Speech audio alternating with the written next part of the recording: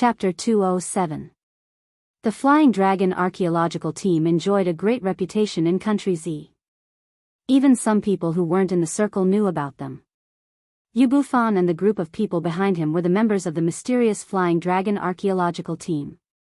Although Yun Jian wasn't in the circle, she had heard about the Flying Dragon archaeological team.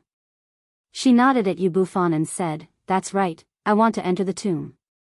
When Yun Jian said this, not only Yu Bufan, but also the group of teammates behind him gasped. Did this little girl not know about the situation here or what? She actually said that she wanted to enter the tomb in such a relaxed tone.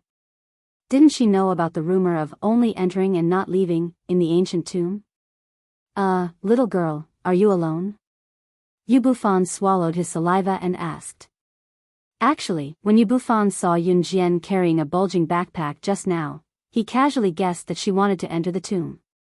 He didn't expect her to really enter the tomb. And she was alone? My name is Yun Jian. I'm alone. Yun Jian wasn't in a hurry to leave as she said this to Yu Bufan. It was her first time here, so she could get a feel of the situation here. However, there was one thing that she could guarantee. She would definitely go down this tomb. Ahem, haven't you heard of the rumor about the ancient tomb? We've been stationed here for a long time. Many people have entered the tomb, but none of them have come out alive. Even so, do you still want to enter? Yu Bufan kindly reminded her. If Yun Jian wasn't from Country Z, Yu Bufan might not have stopped Yun Jian. He just didn't want to see people making unnecessary sacrifices. Yes, I have to enter. Yun Jian agreed with Yu Bufan. The reason why she had to enter was firstly because of CE, and secondly because the ancient tomb contained the secret of the sandalwood box. It wasn't that she didn't want to know the reason why she was reborn. She, too, was very eager to find the answer. If she could be reborn, then if she found the secret of her rebirth, would she be able to revive her brother? Although this was just empty talk, Yun Jian was willing to give it a try. She had even encountered such a rare thing like being reborn. Perhaps her brother could be revived too. Alright, if you really want to enter the tomb, I have 2 friends here who are going to enter the tomb tomorrow. If you don't mind, you can go with them. Yu Bufan said. In order to prove that he was not a liar, he deliberately explained, it's like this. My 2 friends have been waiting here for several days. They have already gathered a group of people who want to go into the tomb together. Since you all want to go into the tomb, and we don't know what will happen when we enter the tomb, my friends plan to gather a group of people to go together. This way, we can take care of each other. Yu Bufan didn't mention that his friends' friends were. This was Yuz's groups as Z. Teams 4 team. Yu Bufan was overjoyed when he heard this. He hurriedly brought Yun Jian to find his 2 friends. Although Yun Jian didn't look powerful, it was always good to have one more person as a guarantee and a sense of security. Yu Bufan's 2 friends were about the same age as him. When they saw Yun Jian, they expressed their goodwill towards her. Yu Bufan's 2 friends were one tall and one short. The tall and thin one was called Bo Zhan, while the short and fat one was called Fu Xian. Chapter 208. Nice to meet you, welcome to the team. Bo Zhan extended his hand to welcome Yun Jian. Yun Jian nodded slightly, not intending to shake his hand. Bo Zhan did not feel awkward and changed the topic. The rest of the team will be exploring the area around the tomb tomorrow. They'll be back soon. Not long after he said that, a group of 5 to 6 people appeared in front of them. Bo Zhan pointed at Yun Jian and introduced her to them. You guys are back. This is Yun Jian, she's our new partner. She'll be going into the tomb with us tomorrow. Oh my god. She's going into the tomb? Before Bo Zhan could finish, he was interrupted by a woman who was dressed up to the nines. The woman looked surprised. She looked at Yun Jian from head to toe a few times before sighing to Yun Jian. Little girl, are you 18 years old this year? The woman made a tsk sound as she spoke. Yun Jian glanced at the woman and ignored her. The woman stood out among the group of men. After all, she was the only woman in the group who was going into the tomb. The woman's name was Yi Yunting. It was a nice name and her facial features were not bad. However, she looked unnatural because of the pink and green foundation and eyeliner on her face. More importantly, Yi Yunting's body had a strong pungent perfume smell, which made it hard for people to like her. Plus, her tone of voice was even more repulsive. It was just that Yi Yunting did not think that way. When she saw Yun Jian ignoring her, she was infuriated. It was because Yun Jian was the only girl in the group, so Yi Yunting wanted to find a temporary friend who would not make her look like she was walking alone. That was why she talked to Yun Jian. She did not expect Yun Jian to be so disrespectful. Yi Yunting was not a pushover either. She immediately muttered to Yun Jian in front of everyone, "TSK. Who do you think you are? Why do you insist on following us when you're so arrogant and powerful? If you have the guts, go to the tomb by yourself." Yi Yunting was a typical, "if you don't obey me, I won't let you have an easy time," kind of person. However, her words did not provoke Yun Jian in the slightest. "Yi Yunting, can't you behave yourself?" A handsome 27 or 28 years old man standing next to Yi Yunting growled at her in a low voice. Then, the man looked at Yun Jian apologetically and said, "Little girl, I apologize on her behalf. Please don't mind what she said. Ling Tianhao, how dare you scold me for someone else? I didn't do anything wrong." Yi Yunting saw the man apologize to Yun Jian. Her face changed and she couldn't help shouting. The man called Ling Tianhao frowned. His disgust for Yi Yunting disappeared in a flash. Other than Yun Jian, everyone present knew that Yi Yunting and Ling Tianhao were a couple. However, what they did not know was that Yi Yunting's love for Ling Tianhao was one-sided.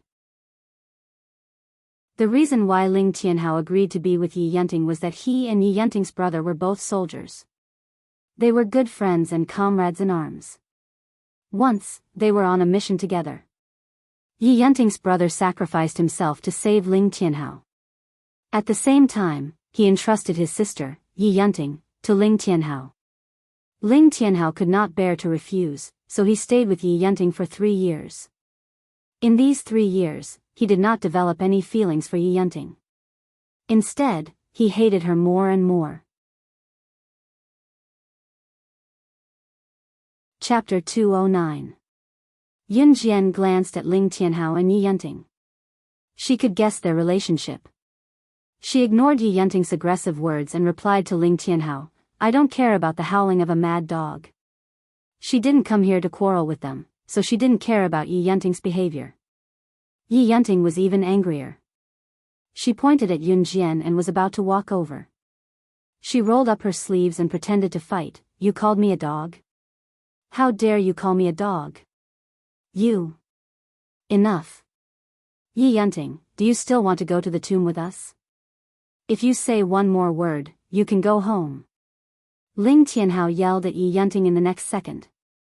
At the same time, Ling Tianhao forcefully dragged Yi Yunting away to prevent the conflict from escalating.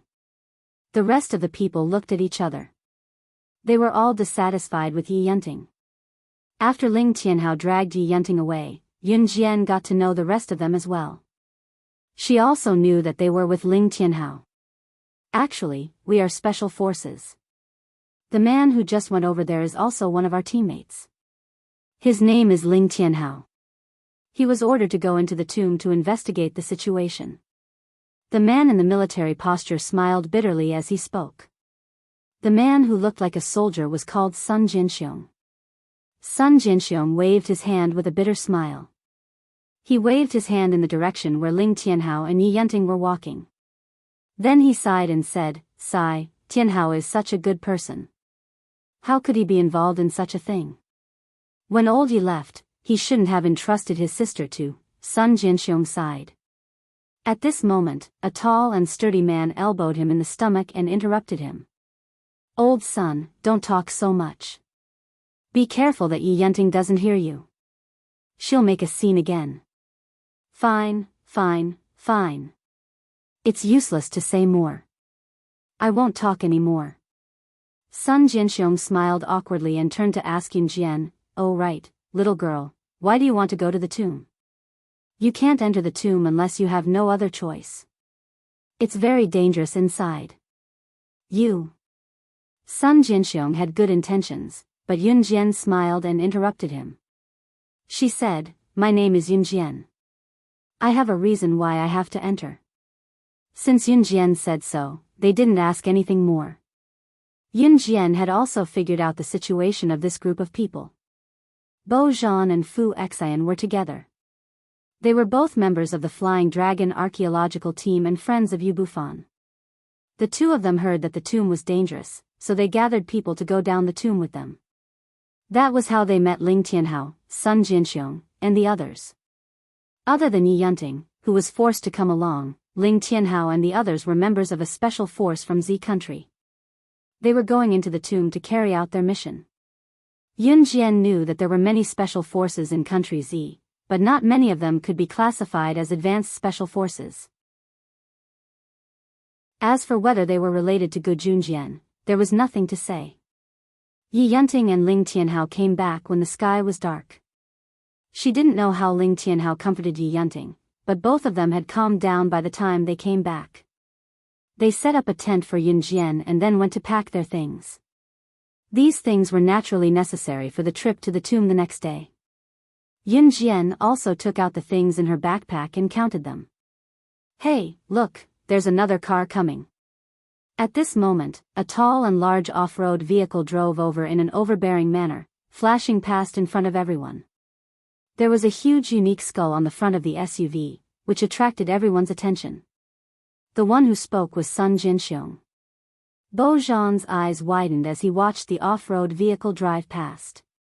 He was currently pointing at the SUV's tracks and exclaiming softly, Isn't that Gu Sha mercenary's car? I can't be wrong about the symbol on the car. No one would dare to imitate that symbol. As soon as he said this, everyone was horrified. Chapter 210. Kosha Mercenaries. It was the international mercenary organization that was famous all over the world. Ling Tianhao, Sun Jinxiong, and the rest's expressions changed upon hearing Bo Zhan's words. Yun Jian raised her eyebrows slightly. Of course, she saw the logo on the car. It was undoubtedly Kosha Mercenaries. However, it was too dark for her to see clearly who was in the car. What Kosha Mercenaries? Yi Yunting raised her eyebrows in disdain and asked. It's just a small organization. Look at how scared you are. It's not like we're in a sci-fi movie. Yi Yunting mumbled. Yi Yunting was a typical lady who was raised in her boudoir. Naturally, she had never heard of international assassin organizations. That was why she scoffed when she saw the terrified expression on everyone's faces when they heard about Kosha mercenaries. Sun Jinxiong and the rest almost slapped Yi Yunting when they heard what she said. It would be fine if Yi Yunting said that to them. If she said that in front of Kosha mercenaries, not only would she die, but all of them would die with her. Yi Yunting, shut up. It was the first time Sun Jinxiong yelled at Yi Yunting, who had nothing to do with him. Kosha mercenaries. We can't afford to offend them. Yi Yunting, you better restrain yourself. Otherwise, you don't have to come with us. Even the usually calm Fu Xian threatened Yi Yunting. With that, no one gave Yi Yunting an explanation. However, Yi Yunting really shut her mouth after hearing what everyone said. She was really afraid that Bo Zhan and Fu Xian would refuse to bring her along. Even if Ling Tianhao wanted to bring her along, there was nothing he could do. However, Yi Yunting did not stop there. She could not help but grit her teeth in grievance. What Kosha mercenaries? How could they be so powerful? She did not believe it. Everyone, pack up and rest early. We'll enter the tomb tomorrow morning. Bo Zhan said with a frown. After everyone heard this, they immediately dispersed. Yun Jian, on the other hand, only slightly hid her lip gloss. She didn't know who from the Kosha mercenaries was sitting in the off-road vehicle. Perhaps he would be able to meet them after entering the tomb. Therefore, Yun Jian went back to the tent after checking the things in the bag. He had a dreamless night. The next day, at 4 or 5 o'clock, autumn turned to winter. The sun had not risen yet, and the sky was pitch black. Yun Jian turned over and got out of bed. By the time Bo Zhan and the rest woke up, Yun Jian was already done with her morning training and had put on all her equipment. "Let's gather and depart," Bo Zhan said once everyone was awake. Bo Zhan then bade farewell to Yu Bufan and the rest, and the group headed towards the ancient tomb. Yun Jian walked at the back of the group. She had been observing the surroundings along the way. When they arrived at the entrance of the tomb, it was already 8:30 in the morning. What appeared in front of them was a dried-up well. When the ancient tomb was excavated, it was found in a dried-up well. Therefore, there was only one way to enter the tomb, and that was to go down this deep dried-up well. "Who's going first?" Bo Zhan asked after tying the rope. "Yi Yunting, since you're so good, why don't you go first?" Sun Jianxiong suggested as he saw that Yi Yunting was unhappy. I. Yi Yunting shuddered violently. She looked at the dried-up well fearfully and took 2 steps back. Of course, she would not be the first to enter the tomb. Suddenly, she had an idea and pointed at Yun Jian. "You're the last to join us, of course you should go first." The first person to enter the tomb might accidentally trigger the mechanism, so Yi Yunting would rather die than be the first to enter. "I'll go first," Bo Zhan said. "I'll go first."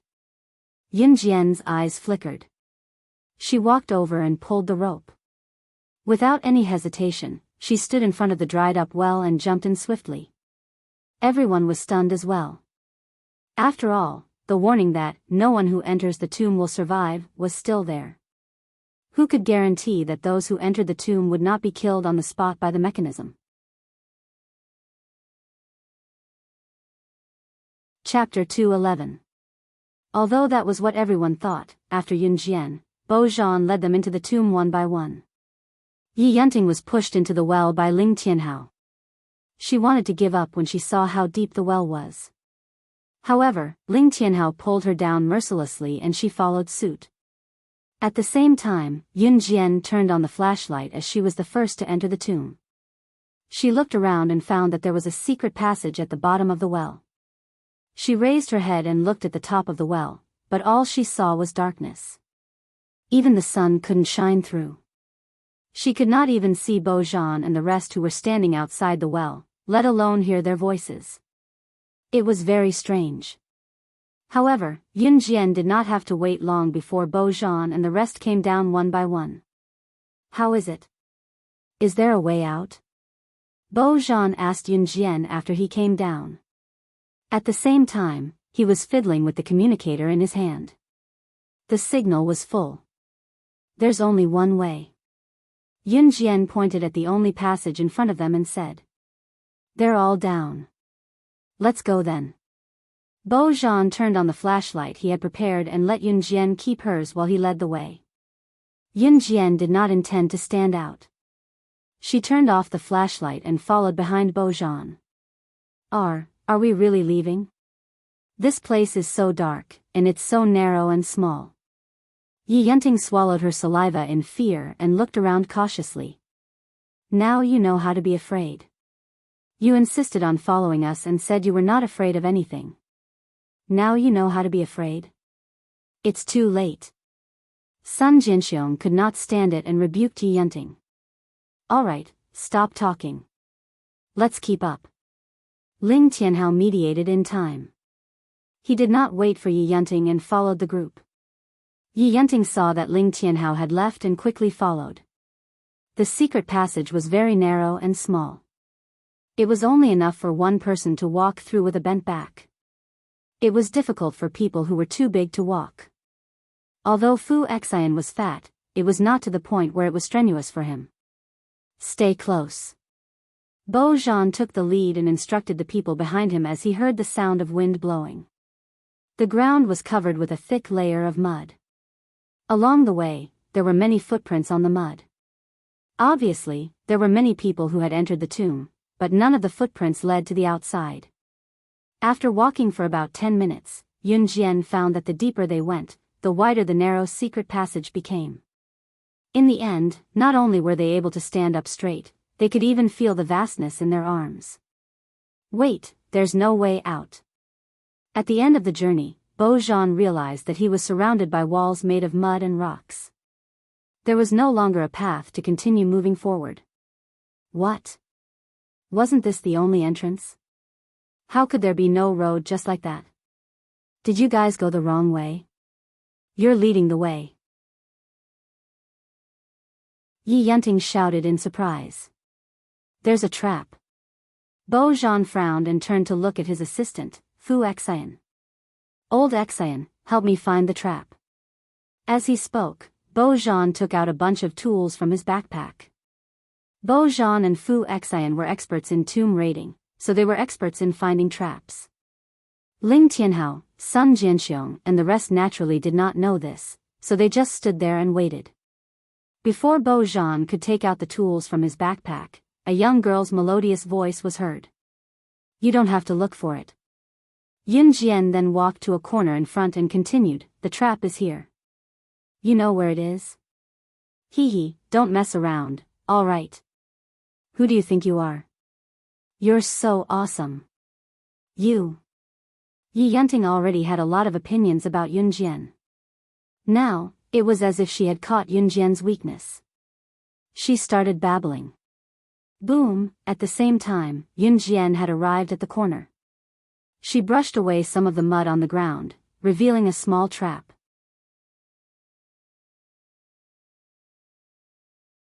Chapter 212. The mechanism was activated, and the passageway appeared. Yi Yunting's mouth, which had been scolding Yun Jian, fell silent in an instant. Her actions just now were like a clown jumping ship. It was hilarious and ridiculous. Yun Jian, how did you know there was a mechanism here? Zhan was the first to ask Yun Jian. There was still a trace of surprise and astonishment on his face. The soil here shows signs of loosening. Someone must have opened the mechanism before us. It's not hard to find it. Yun Jian explained and used the soil to cover the mechanism. If someone had opened the mechanism before, why did you cover it up? Also, why did you cover it up too? Ling Tianhao asked, puzzled. Those who came here naturally didn't want anyone to enter the tomb before them and fight with them for the treasures in the tomb. Yun Jian grinned, revealing a row of white teeth. She smiled gently and explained, me too. Actually, that was not the reason why she covered the mechanism up. Zhan and Fu Xian were both expert grave robbers and experts in studying all kinds of mechanisms in tombs. Although both of them heard Yun Jian's answer, they were still secretly shocked. The mechanisms in the tomb were all interconnected. If the person who entered the tomb covered the switches, there must be a reason for it. The least they could do was to avoid triggering any dangerous traps. Both of them were not surprised by Yun Jian's clever explanation. They looked at Yun Jian a few more times. This 15-year-old girl, whom they thought was the weakest in the group, was not simple at all. Cough cough. Let's go down. Zhan held the torchlight and went down first. Yun Jian followed him again. Then, the group continued walking. Boom, the strange thing was, when Yi Yunting was the last one to go down the tunnel, the mechanism behind her closed up automatically. Ah! The mechanism closed up on its own. How can this be? It closed up on its own. How are we going to get out? Is this place really like what the rumors say? It's only entry and not exit. What should we do? Are we going to die here? Yi Yunting was so frightened that she screamed. Her whole body was trembling and her voice was getting shriller and more terrified. Shut up. If you scream again, I'll kill you first. Yun Jian suddenly turned her head and glared at Yi Yunting from the spacious staircase. Yi Yunting felt a chill run down her spine, and she didn't dare to make a sound in the pitch-black underground tunnel. Yun Jian suddenly became fierce because she heard voices coming from an open space at the bottom of the stairs. That's right, it was a human voice. That was why she had fiercely ordered Yi Yunting to shut up. What's wrong? Did you find anything?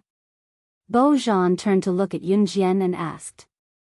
Bo Zhan no longer treated Yun Jian as a child after she had discovered the mechanism at first glance. Although the mechanism was eye-catching, even Bo Zhan, a famous tomb raider, could not spot it at first glance. It was obvious that Yun Jian was not an ordinary person. "There's someone downstairs," Yun Jian said with her eyes downcast. She then walked past Bo Zhan and hurried down the stairs. "Is he down there? There's someone down there? How come we didn't hear anything?" Sun Jinxiong was stunned.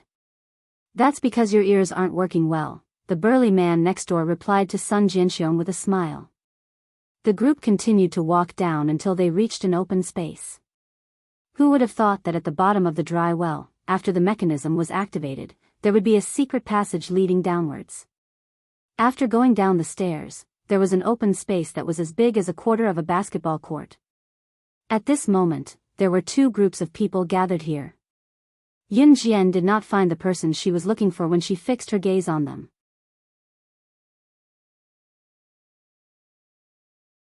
Chapter 213. Yun Jian was visibly disappointed. It was within her expectations to see these people with skull markings on their arms. They were from the Kosha mercenaries, the same group that drove the off-road vehicle last night. Yun Jian glanced at them and did not recognize them. This was normal. Yun Jian was the boss of the Kosha mercenaries. Other than snake, lizard, tiger, leopard, and some high-ranking members of the Kosha mercenaries, she did not know any of the other members in her past life. Just like Su Zetian. He was the mafia boss of Longmen City and his status in Longmen City was unquestionable. However, he might not even be ranked in the Kosha mercenaries, let alone be recognized by Yun Jian. It was a fact that these people were from the Kosha mercenaries with the skull markings on their arms. However, it was certain that they were not high-ranking members. As for the other group of people, they were all burly men in their prime. Their identities and origins were unknown. In contrast to Yun Jian, the other group of people, as well as Bo Zhan and the rest, paled when they saw the Kosha mercenaries with skull markings on their arms. They had actually bumped into the Kosha mercenaries. Tisk, tsk. How lively. At this moment, the man standing at the front with the skull imprint on his arm laughed twice, and his sharp eyes turned fierce. This man was a member of the Kosha mercenaries, codenamed Bear. Might. Every member of the Kosha mercenaries had their own code names and did not reveal their real names. Bear. Might was not a high-ranking member of the Kosha mercenaries, nor was he on the top of the list. However, he could still be ranked in the top 99 of the Kosha mercenaries. This was enough for him to be arrogant in the underworld. Every member of the Kosha mercenaries would be ranked according to their ability. Usually, the top 20 would be occupied by the high-ranking members while the top 50 would be the super elites of the Kosha mercenaries. Those who could be ranked in the top 100 of the Kosha mercenaries could already be arrogant in the underworld. Even someone like Su Zetian could only be ranked in the tens of thousands of the Kosha mercenaries. One could only imagine Bear Might's status. As long as he did not encounter any terrifying characters, it was enough for him to show off. "Where are you guys from?" Bear Might swept his gaze across the crowd, his murderous aura making everyone lower their heads as they trembled in fear. "We." Even Bo Zhan and Fu Xian had to soften their stance under Bear Might's oppression. But at this moment, Yi Yunting's desperate voice sounded again. "They're from the Kosha mercenaries. I think they're no big deal.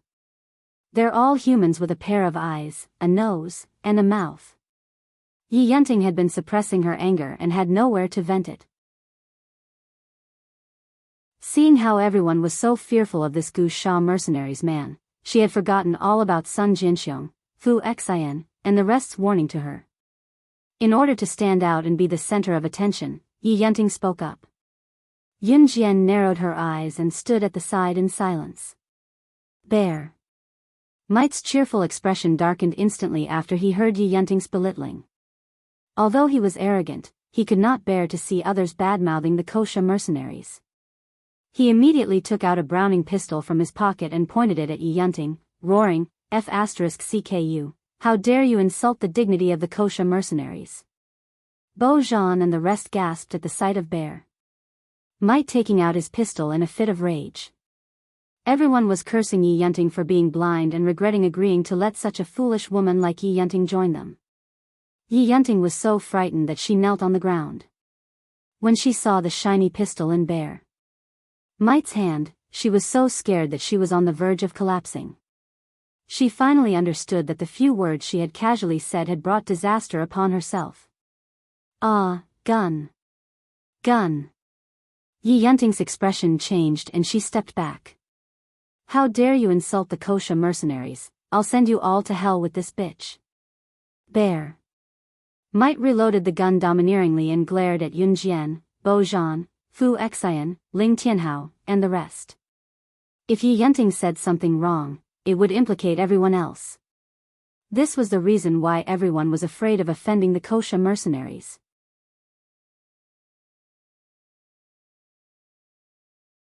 Chapter 2:14. Just when everyone was frightened by the scene in front of them and thought that they were all going to die because of that B***tch Yi Yunting, a gentle voice came from behind them. A light female voice was heard. It's up to you whether you want to kill Yi Yunting or not, but don't even think about touching the others. Yun Jian looked at Bear Might and stared straight at him. She was not intimidated by his aura at all.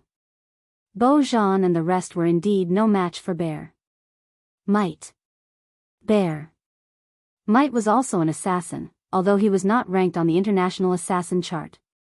However, in front of Beaujean and the rest, to be honest, killing them was like squashing a bunch of ants. This was the strength of the kosher mercenaries. A member of the kosher mercenaries could fight against 100 people at once. Yun Jian, how dare you ask him to kill me? How can you be so vicious? Do you have a conscience? If we didn't bring you in, you probably wouldn't even be able to enter this place.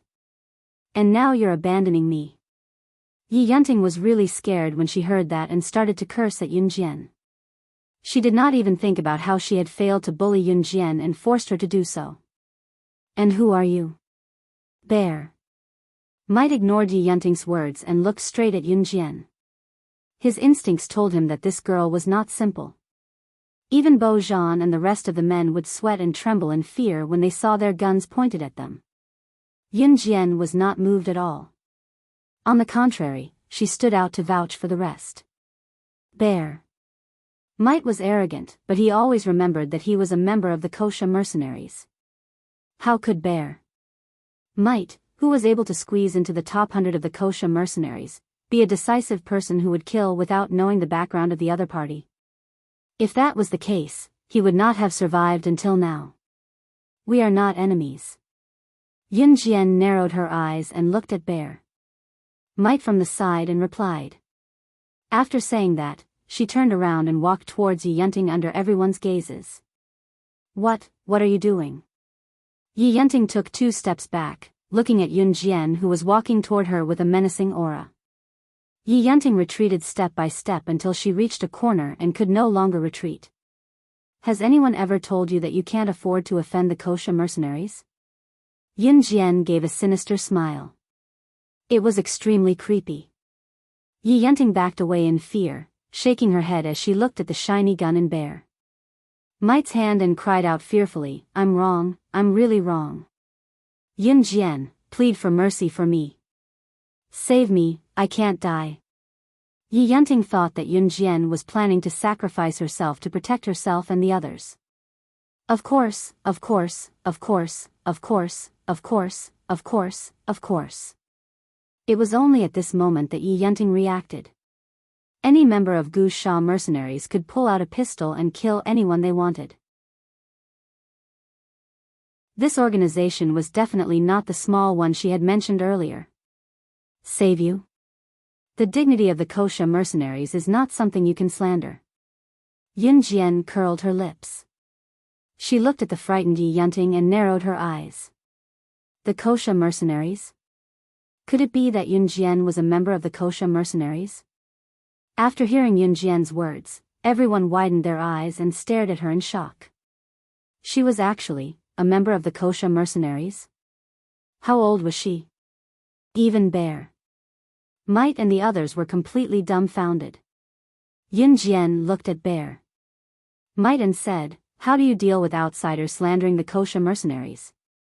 It was an absolute order. Yun Jian was born with the aura of a king.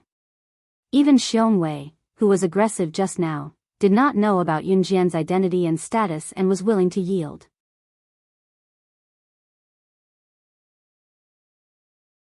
Chapter 2:15. Anyone who slandered the kosher mercenaries will be killed without mercy. Yun Jian repeated. She stared at Yi Yunting with a murderous look in her eyes. She was the one who set this rule. So, why don't you do it? Yun Jian turned her head and ordered Bear, Might.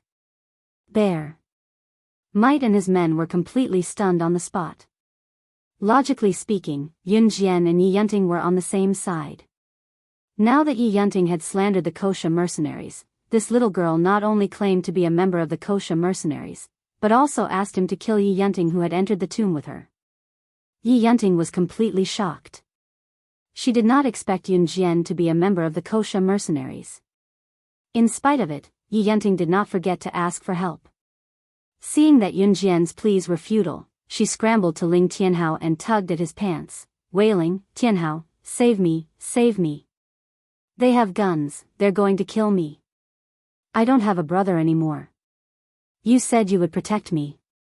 Yi Yunting's brother had died to save Ling Tianhao. Before he died, he asked Ling Tianhao to take care of his sister. Yi Yunting had been holding Ling Tianhao's weakness against him. At this moment, Ling Tianhao did not even look at her. Of all the people you could have messed with, you had to mess with the kosher mercenaries. The kosher mercenaries is the #1 assassin organization in the world. Do you still want to live after provoking it? Sun Jianxiong roared at Yi Yunting in disappointment. He really did not like Yi Yunting. If old Yi, who had sacrificed himself to save Ling Tianhao, was not Yi Yunting's brother, Ling Tianhao and Sun Jianxiong would not even look at Yi Yunting. The #1 assassin organization. The kosher mercenaries was actually an assassin organization. Hearing the words, assassin organization, Yi Yunting's entire body was paralyzed. Who could tell her that these assassins and organizations that she had only seen in movies actually existed? More importantly, she had actually provoked this power. On the other side, Bear, Might heard Yun Jian's words, but he didn't move. He looked at Yun Jian and no longer looked at her with hostility. Instead, he asked in a probing tone, "May I know your code name in the organization?" In the kosher mercenaries, there had always been an unwritten rule. A person's code name represented that person. At the same time, the higher the ranking, the higher the position in the kosher mercenaries. The meaning behind Bear, Might's question was obvious. If Yun Jian's status was higher than his, then he would definitely be respectful to Yun Jian. However, if Yun Jian's position in the kosher mercenaries was lower than his, then Bear, Might would not listen to Yun Jian. Just as Bo Zhan and the rest were slowly accepting Yun Jian's identity, the frivolous conversation between Yun Jian and Bear, Might was heard again. "You don't deserve to know." Yun Jian looked at Xiong Wei and crossed her arms. Indeed, he didn't deserve to know. Yun Jian was the boss of the kosher mercenaries. Even the super elites in the top 20 to 50 were not qualified to meet her. Moreover, Bear, Might was just a small fry in the top 100. F***ck, this little girl is so arrogant. Bro, you probably weren't even born when we joined the kosher mercenaries. A man standing beside Bear, Might could no longer hold it in and was about to punch Yun Jian. However, he was stopped by Bear. Might. Bear. Might was quite observant. After all, being in the top 100 was already considered impressive. Yun Jian admired Bear, Might's ability to hold it in. She pursed her red lips and smiled at Bear, Might and his group. Then, her gaze fell on Bear. Might. You're Lizard's subordinate, right? Snake. Lizard's position in the kosher mercenaries was obvious. Yun Jian actually called her Lizard. Could it be that this little girl's status was higher than snake? Lizards? Then she was.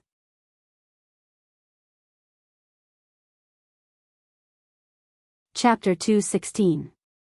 Yunjian saw Xiongwei's expression change. She stopped smiling and looked at Xiongwei. You don't have to guess my identity.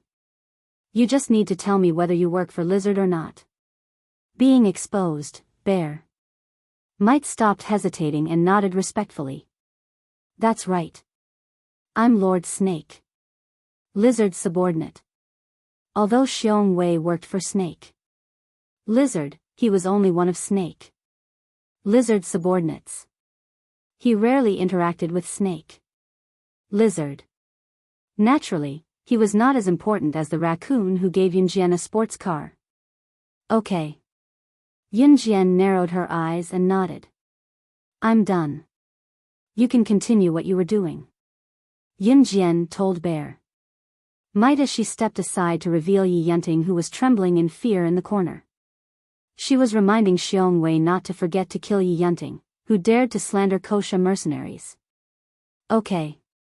Xiongwei and the others had already submitted to Yunjian. Xiongwei pulled the trigger of the Browning and pointed the gun at Yi Yunting. Ah. Yi Yunting covered her eyes and kept saying, don't kill me, I'm wrong, no, wait. Ling Tianhao could not bear to see the sister of his comrade die in front of him. This was his promise to his comrade. Ling Tianhao was a smart man. After watching what happened, he knew that the decision of whether Yi Yunting could live or not was in the hands of Yunjian, who they had underestimated from the beginning. Ling Tianhao looked at Yunjian and begged, Sister Yunjian, can you let her go for my sake? Ling Tianhao was told by Yi Yunting's brother to take care of her. He did not want to break his promise. Otherwise, even if Yi Yunting died in front of him 1,000 times, he would not even blink. Oh. Yunjian narrowed her eyes and raised her eyebrows at Ling Tianhao.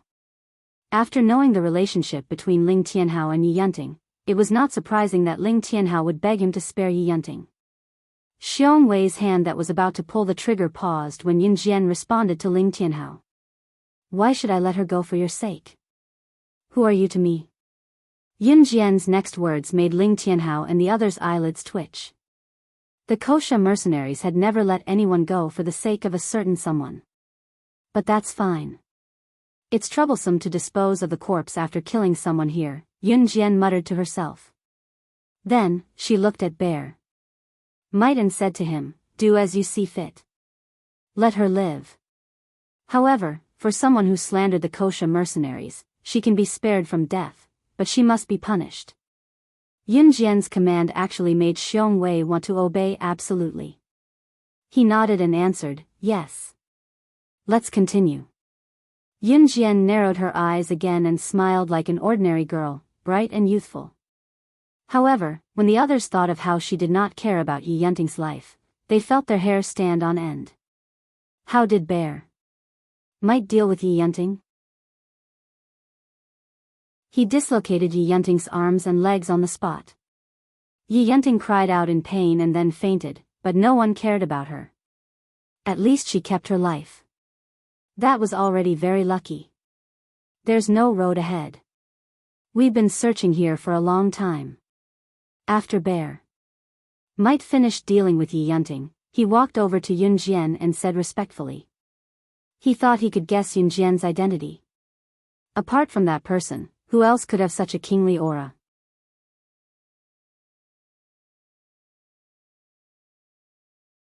Chapter 217. There's no road ahead? Yunjian pursed her lips. She looked around and smirked. She had already realized that they were surrounded by mud walls and there was no way out. It was a dead end. Even the exit above has been sealed, Bear might explained once again. As he spoke, Bear might explained in more detail, only when someone from the outside comes in will the exit be opened. However, it will quickly merge back together. Otherwise, we will be trapped here until we die. If Yi Yunting had not fainted at this time, she would have been scared to the point of screaming after hearing this. But she probably did not even have the strength to stand up now. Since there's no way out, we'll blow one up. Yun Jian smirked. She turned her head and looked at Bear Mite's bulging backpack. Is there a bomb? Bo Zhan and the rest were dumbfounded when Yun Jian asked Bear Mite such a strange question. They were here to rob a tomb. Who would bring a bomb to rob a tomb? But they did not know the members of the Kosha mercenaries. Any member of the Kosha mercenaries would carry a huge backpack when they were out on a mission or venturing into a dangerous place. There must be a bomb in the backpack. But the bomb's power was moderate. It wasn't the kind of dangerous bomb that would kill everyone around it if it was thrown. Under everyone's watchful eyes, Bear Mite took out a mini bomb from his backpack and handed it to Yun Jian. There is. Everyone was stunned. The Kosha mercenaries carried bombs with them at all times. What are you going to do with the bomb? Bo Zhan stood beside Yun Jian and asked her. Bo Zhan's question was on point. They were looking for a trap in the tomb. Why would they take out a bomb for no reason? Did they want to blow this place up so that no one would be able to leave alive? There's wind on the other side. That means there's a passage behind this mud wall. But this mud wall is blocking our way. Yun Jian pointed at a spot and explained. Everyone was dumbfounded. Why didn't they hear the wind on the other side? That's strange. If that's the case, there must be a trap here, right? Isn't it bad to blow up the meeting like this? Sun Jinxiong asked suspiciously. As he spoke, he continued to analyze. Moreover, there should have been quite a number of people who found the mechanism and went to the other side of the mud wall before us. So why should we just blow it up? Because I'm too lazy to wait for you guys to slowly find the mechanism. Besides, I have a bomb. Wouldn't it be more convenient to just blow it up? Yun Jian raised her eyebrows at Sun Jinxiong. She snapped her fingers and swung the bomb in her hand leisurely. She couldn't wait to find him. This explanation left everyone speechless. At this time, Yun Jian warned, "You guys stay away." After everyone had retreated a distance away, Yun Jian ignited the bomb and threw it at the mud wall. She didn't look the least bit flustered as she lay on the ground.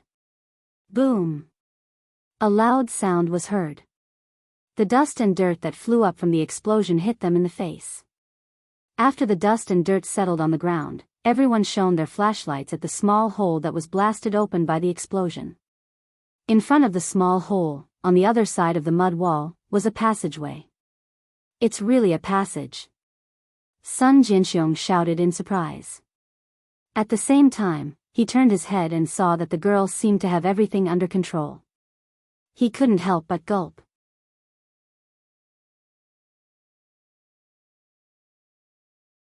Chapter 218. Let's go. Yun Jian stood up and patted her dusty clothes.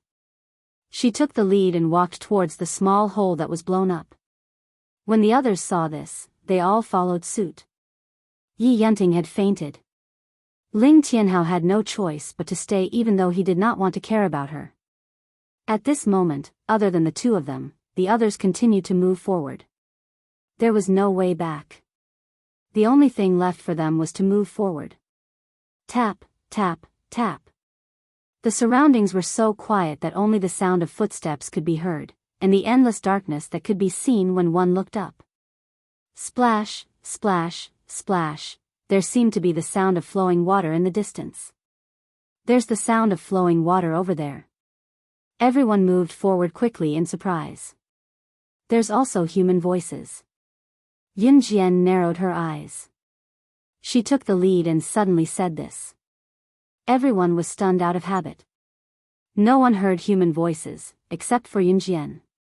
However, after the incident where Yun Jian directly blew up the tunnel, everyone had tacitly chosen to believe her words. As expected, after walking for about 4 to 5 minutes, mixed human voices came from the other end of the tunnel. Yun Jian and the others could feel it as well. The passage was gradually widening again. Until finally, a mud hole the size of a basketball court appeared in front of everyone's eyes. On this empty land, groups of people and horses were all gathered together. Some even set up tents on this open space. Soon, everyone realized that these people were the ones who entered the tomb and did not come out again. Beside this huge mud hole, there was a stream of water that came from nowhere. It flowed out from the first corner and then flowed out from the last corner. The most amazing thing was that this stream of water, which came from an unknown source, was filled with lively little fish and shrimps. There were quite a lot of them. This was the world of the underground people. Not to mention Bo Zhan and the others, even Yun Jian could not help but smile. At this moment, Sun Jianxiong and the others seemed to have seen someone they knew in the crowd. Professor Su. Sun Jianxiong and the others rushed forward. You guys are here too? The man called Dr. Su was full of energy. He was about 50 or 60 years old and was a very energetic old man. Professor Su was also stunned when he saw Sun Jianxiong and the others. It was obvious that Sun Jianxiong and the others had been sent to the tomb by Z country to look for Professor Su, who had also been buried. It could be seen that Professor Su held a high position in Z country and was highly valued. Professor Su, what's going on here? Why didn't anyone come out of the tomb? Sun Jianxiong asked. Yun Jian and the others stood in the distance and listened. Professor Su pointed at a stone door carved with dragons and phoenixes. He sighed and said, "It's not that we can't go back, it's that no one wants to." When everyone heard this, they were instantly stunned. Professor Su explained the whole story in detail. After the first person to enter the tomb discovered this place, he refused to leave. There was one reason: there were a few ancient characters engraved on the stone door with the dragon and phoenix carvings. The experts and scholars studied it for several days and finally deciphered the translation of the ancient characters. The translated meaning of the words on the stone door was, "Pass through this stone door and you will know all the secrets of the sandalwood box." Of course, those who wanted to pass through this stone door had to stay here for a whole year. Everyone present was here to decipher the secrets of the sandalwood box. Of course, they refused to leave. Moreover, there were large numbers of fish and prawns in the flowing water. Once they stayed here, they could catch fish and prawns and cook them. They did not have to worry about starving to death. In the eyes of outsiders, the people who entered the tomb had already become horrifying skeletons. Professor Su, since you're here, why don't you contact the outside world? Sun Jianxiong asked the key question. Professor Su shook his head and smiled. There's no signal here. After he said that, everyone took out their communicators and looked. There was no signal. Yun Jian came over while everyone was still in shock. She looked at Professor Su and asked, "May I ask if you've seen a handsome man who's about 19 years old and is 185 meters tall? There are 2 people with him." She was naturally asking about CE. She looked around but still could not find him. She could not help but worry.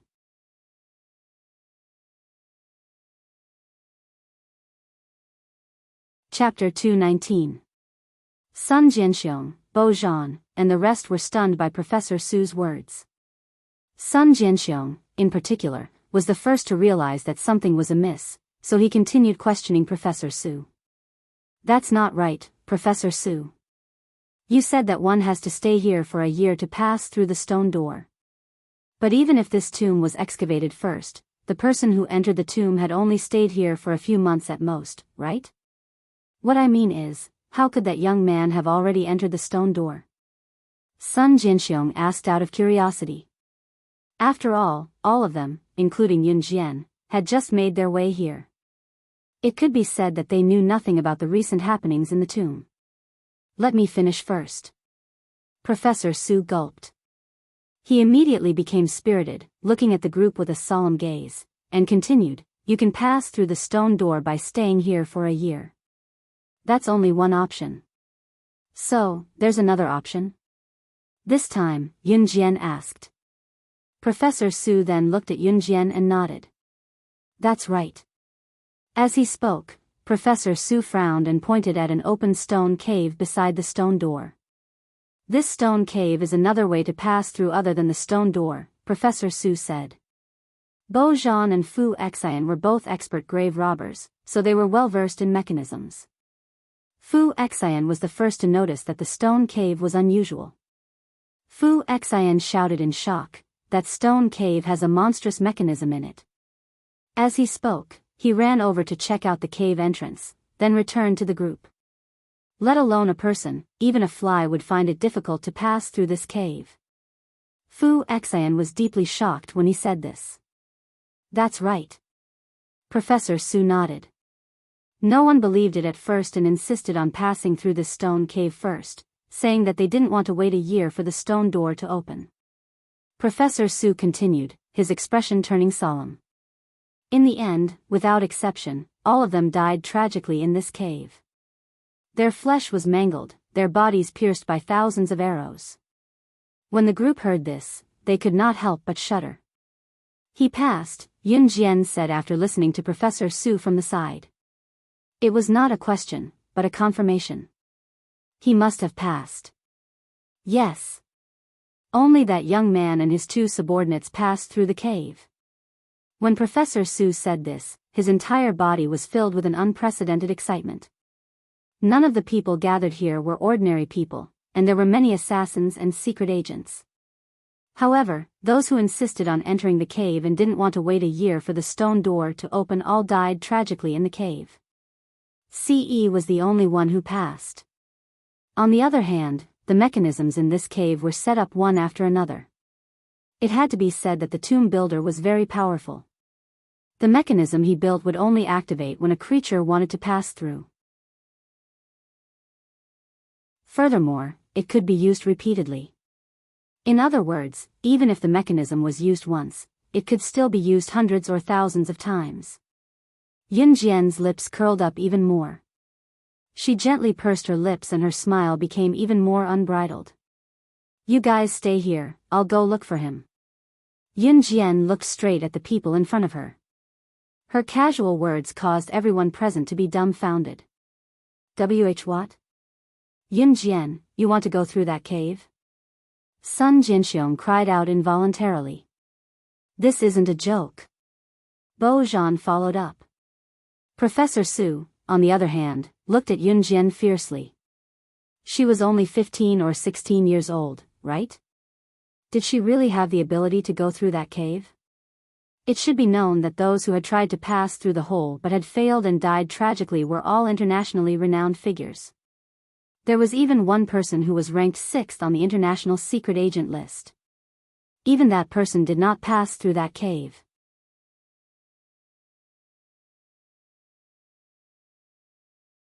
Chapter 220. Little girl, you want to go through that cave too?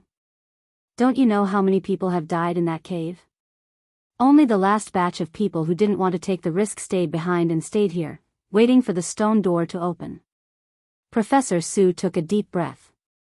Then, Professor Su used the tone of an elder reprimanding a junior and continued to lecture Yun Jian. This is not a child's play. Only that young man and his two subordinates have succeeded in breaking through this cave. Life is precious. How can you waste your hard-earned life like this? Professor Su was sure that Yun Jian would not be able to pass through the mechanism in this cave. If she forced her way through, she would end up with 1,000 arrows piercing through her heart. After all, Yun Jian was so young that he could not convince himself even if he wanted to. What's more, he was a scientific researcher. To believe that a little girl like Yun Jian who had not even reached puberty would be able to break through that cave, that was a fool's dream. Although Professor Su was doing this for Yun Jian's sake, he did not want to see anyone make unnecessary sacrifices. But when the words came out of his mouth, his tone became not so pleasing. That's right, Yun Jian. Don't do something so risky. Professor Su must have his reasons. Sun Jinxiong helped Professor Su to persuade Yun Jian. Bo Zhan and Fu Xian did not believe that Yun Jian could pass through this cave. But the two of them did not say anything. As for Bear Might and the others, they simply remained silent. Bear Might was silent because he had already guessed Yun Jian's shocking identity. If Yun Jian was really one of the Kosha mercenaries, how could a mere cave trap her? If she wanted to pass through that cave, it would be as easy as lifting a finger. Do you think I would joke around with my life? Yun Jian sneered. She continued, I'm just letting you know, I'm not asking for your permission. She, Yun Jian, had never sought permission from others before. Yun Jian's arrogant words made everyone present stop talking. Our Professor Su is doing this for your own good. How can a little girl like you be so ungrateful? At this moment, a woman standing behind Dr. Su yelled at Yun Jian to defend Dr. Su. The woman's name was Jiang Jiaoxue. Jiang Jiaoxue was Professor Su's assistant. It was normal for a renowned scholar like Professor Su to have a few assistants around him. Jiang Jiaoxue was proud of being able to work under Professor Su, so she was arrogant and domineering. When she saw Yun Jian refuting Professor Su, who she respected, she couldn't help but retaliate. Yun Jian merely curled her lips slightly and ignored Jiang Jiaoxue. She merely glanced at Xiong Wei and the others and said, all of you stay here. As she spoke, she walked towards the cave. You can't go. You can't go.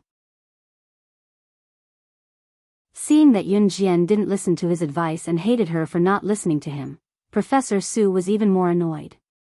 However, Bo Zhan noticed that Xiong Wei and the others who belonged to the Kosha mercenaries along with Yun Jian were not panicking at all. Bo Zhan was observant and he couldn't help but look at the girl who was walking towards the cave. He saw that Yun Jian had arrived in front of the cave. She lifted her leg and jumped into the cave while Bo Zhan, Professor Su, and everyone else who was waiting for the stone door to open gasped in shock and fear. Swoosh swoosh swoosh, as expected, after Yun Jian entered the cave's mechanism was activated. Countless flying arrows rained down and were aimed at Yun Jian. Just when everyone was imagining Yun Jian's tragic ending, Bo Zhan flipped over. With a few somersaults and agile steps, Yun Jian leaped across the cave where countless experts had died. She turned a corner and vanished from the spot swiftly. She. Professor Su's mouth was agape in shock and he couldn't catch his breath.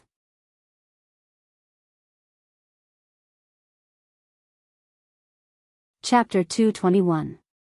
Such skills, no wonder she's the number one in the Kosha mercenaries. Even Bear Mike could not help but praise Yun Jian's agility. As he spoke, Bear Mike could not help but admire and respect Yun Jian. What did you say?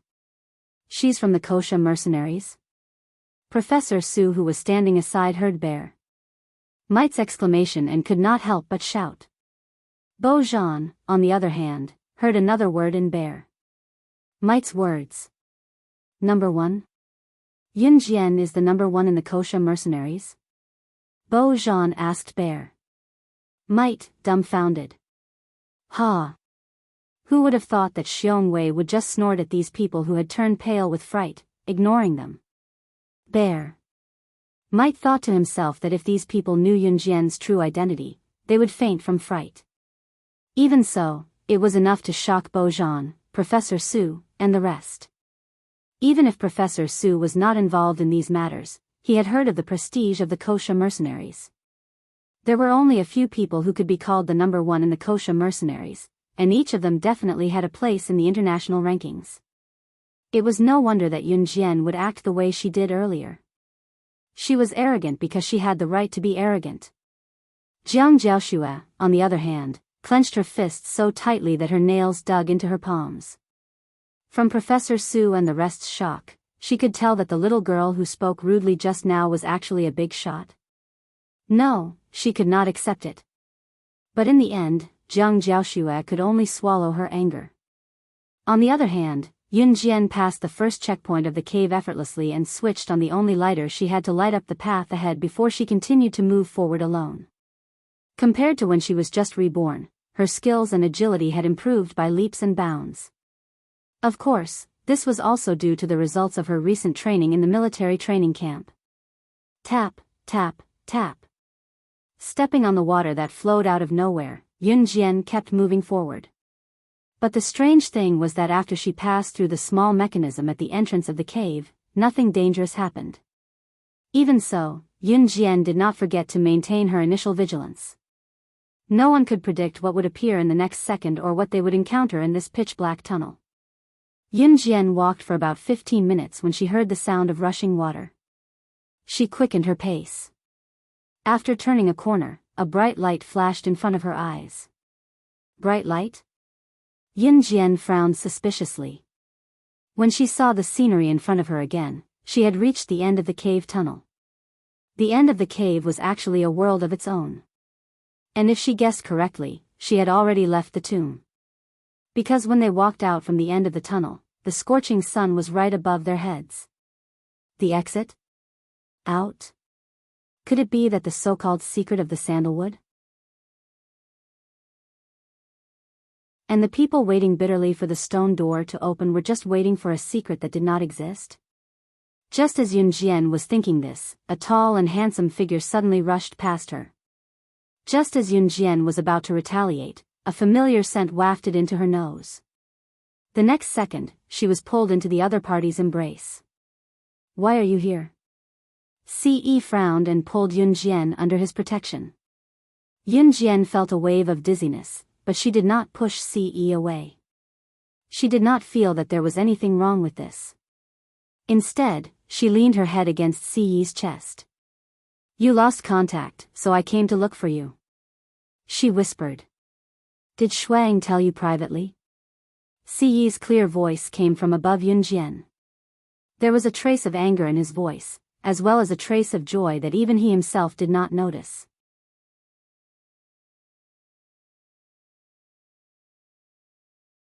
Chapter 222. Yun Jian buried her head in Ce's chest. She then added, I wanted to look for you myself. A smile appeared on Ce's handsome face. He looked down at Yun Jian and reached out to stroke Yun Jian's head. Thank goodness you're all right. He had managed to get past the traps in the cave even though it was a piece of cake for him. However, he would still be worried for Yun Jian even if she was confident that she would be able to get past such a dangerous trap.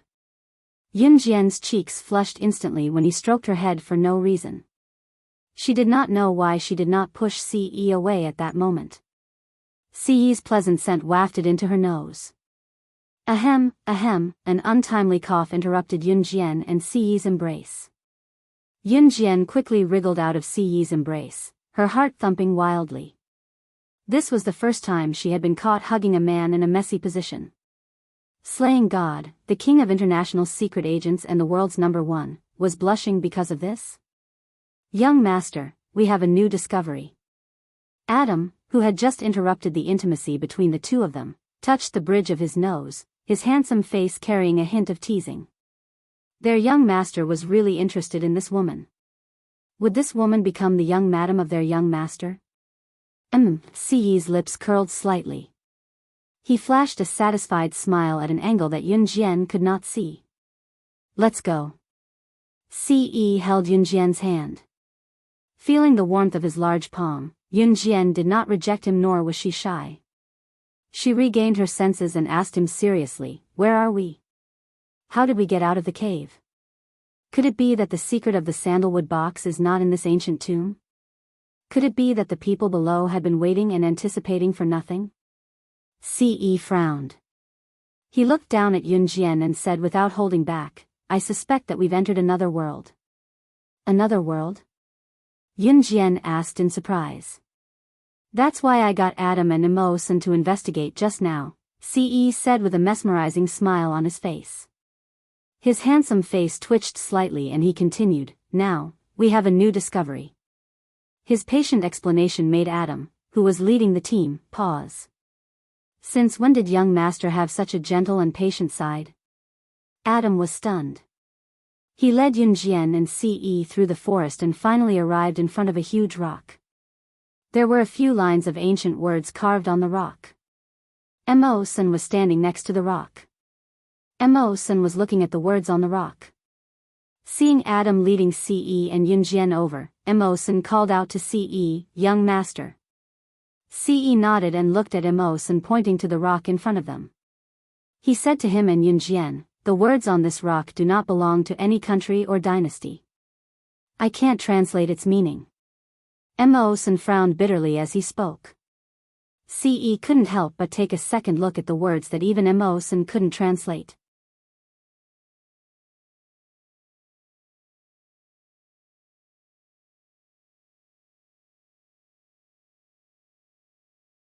As soon as they saw Yun Jian and the other three coming out of the cave, everyone crowded around them.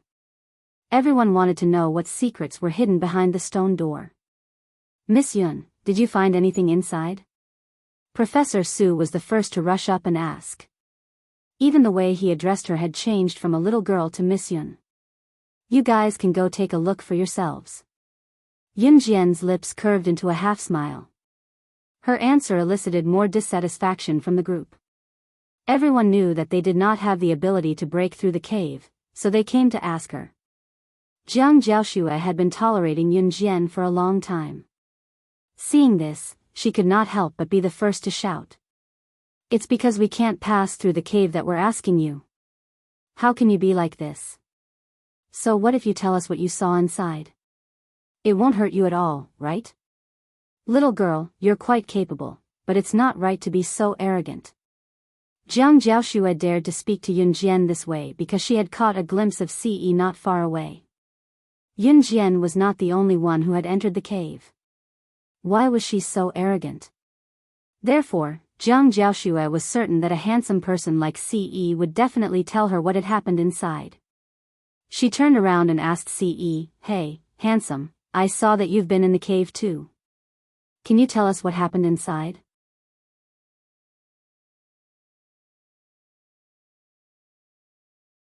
Chapter 224. Jiang Jiaoxue was very pretty. Although she wasn't as pretty as Yun Jian, she had a pair of long, fair legs that men loved. She was almost 1.7 meters tall and stood out from the crowd. Coupled with her good looks, she was the campus belle of the school even when she was still in school. In addition, Jiang Jiaoxue had excellent grades since she was a student, so she became Professor Su's assistant at a young age. This was something that Jiang Jiaoxue was proud of. One had to admit that Jiang Jiaoxue was a woman that men would fall in love with. Not only did she have a good figure and good looks, but she also had excellent grades. Jiang Jiaoxue also admitted that there weren't many men who could be seduced by her. She saw that Ce was so handsome and had shown good skills, so she took the opportunity to seduce him. At the same time, she wanted to ask about everything that Ce, Yun Jian, and the others had seen after entering the cave. That was why Jiang Jiaoxue threw Ce a seductive glance. She even felt that it was advisable to sacrifice her beauty when necessary. After all, no ordinary man could resist her charm. Unfortunately, Ce wasn't an ordinary man. Get lost. Jiang Jiaoxue was feeling smug and thought that Ce would answer her. Then, she would sneer at Yun Jian and provoke Ce. Suddenly, Ce spat out a word, instantly shattering all of Jiang Jiaoxue's fantasies. This one word was shouted in front of everyone. It was obvious that Ce didn't take Jiang Jiaoxue seriously at all. Ha! Yun Jian crossed her arms and watched. She already knew that this would be the result. Jiang Jiaoxue was stunned by Ce's shout. She didn't react for a long time. Unfortunately, Jiang Jiaoxue wasn't an ordinary woman. Her skin was so thick that even bullets couldn't pierce it. When she came back to her senses, she moved closer to Ce again. This time, she even wanted to move her body towards Ce. Handsome, don't be so fierce. We're all on the same side. If you're so fierce, I'll be scared. As she spoke, Jiang Jiaoxue wanted to take a big step forward and press her whole body against Ce. She felt that Ce had just shouted at her in front of so many people, making her lose face. She didn't believe that there was a man who couldn't be subdued by a woman. Despite Jiang Jiaoxue's appearance, she was a famous social butterfly in the upper class. What kind of man would not be obedient in her hands? In spite of it, before Jiang Jiaoxue could take 2 steps closer to Ce, she was shocked by Adam who stood beside him. Jiang Jiaoxue wasn't the only one who was shocked. Everyone present was shocked as well. Adam took out a desert eagle from his waist and pointed it at Jiang Jiaoxue who was about to step forward. He threatened, "If you dare to take another step closer to our young master, I'll blow your head off." Then, Adam fired a shot at Jiang Jiaoshue's position. The gun whizzed towards Jiang Jiaoshue. Amidst Jiang Jiaoshue's threatening screams, the gun flew past her side and finally hit the mud wall. He really did shoot. Jiang Jiaoshue was so scared that her face turned pale. If even Siyi's subordinates dared to do this, she was sure that if she were to do something again in the next second, the bullet would go through her head instead. Thinking of this, she couldn't help but tremble. Ce held Yunjian's hand again under everyone's gaze. He didn't say a word and walked out without looking back.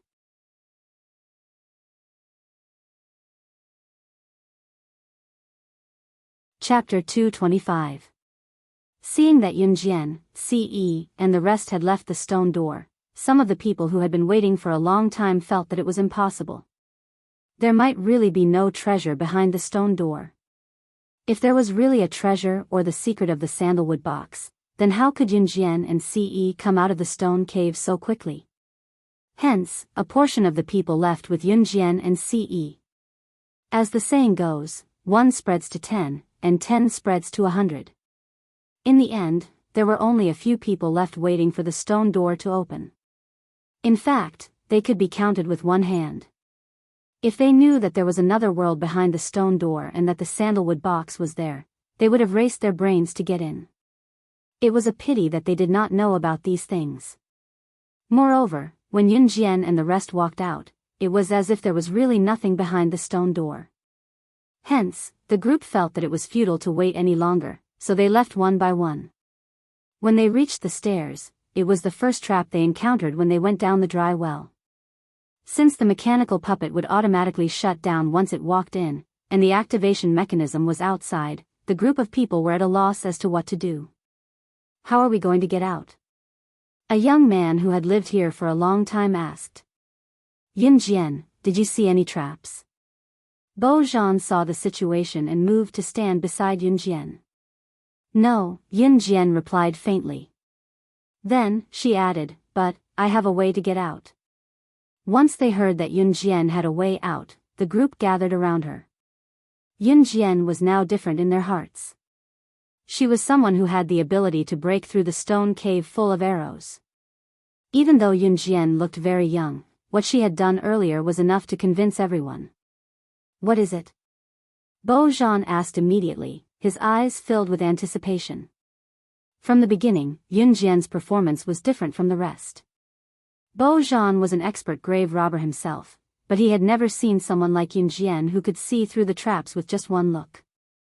Hence, he placed his hopes on Yunjian. "It's simple."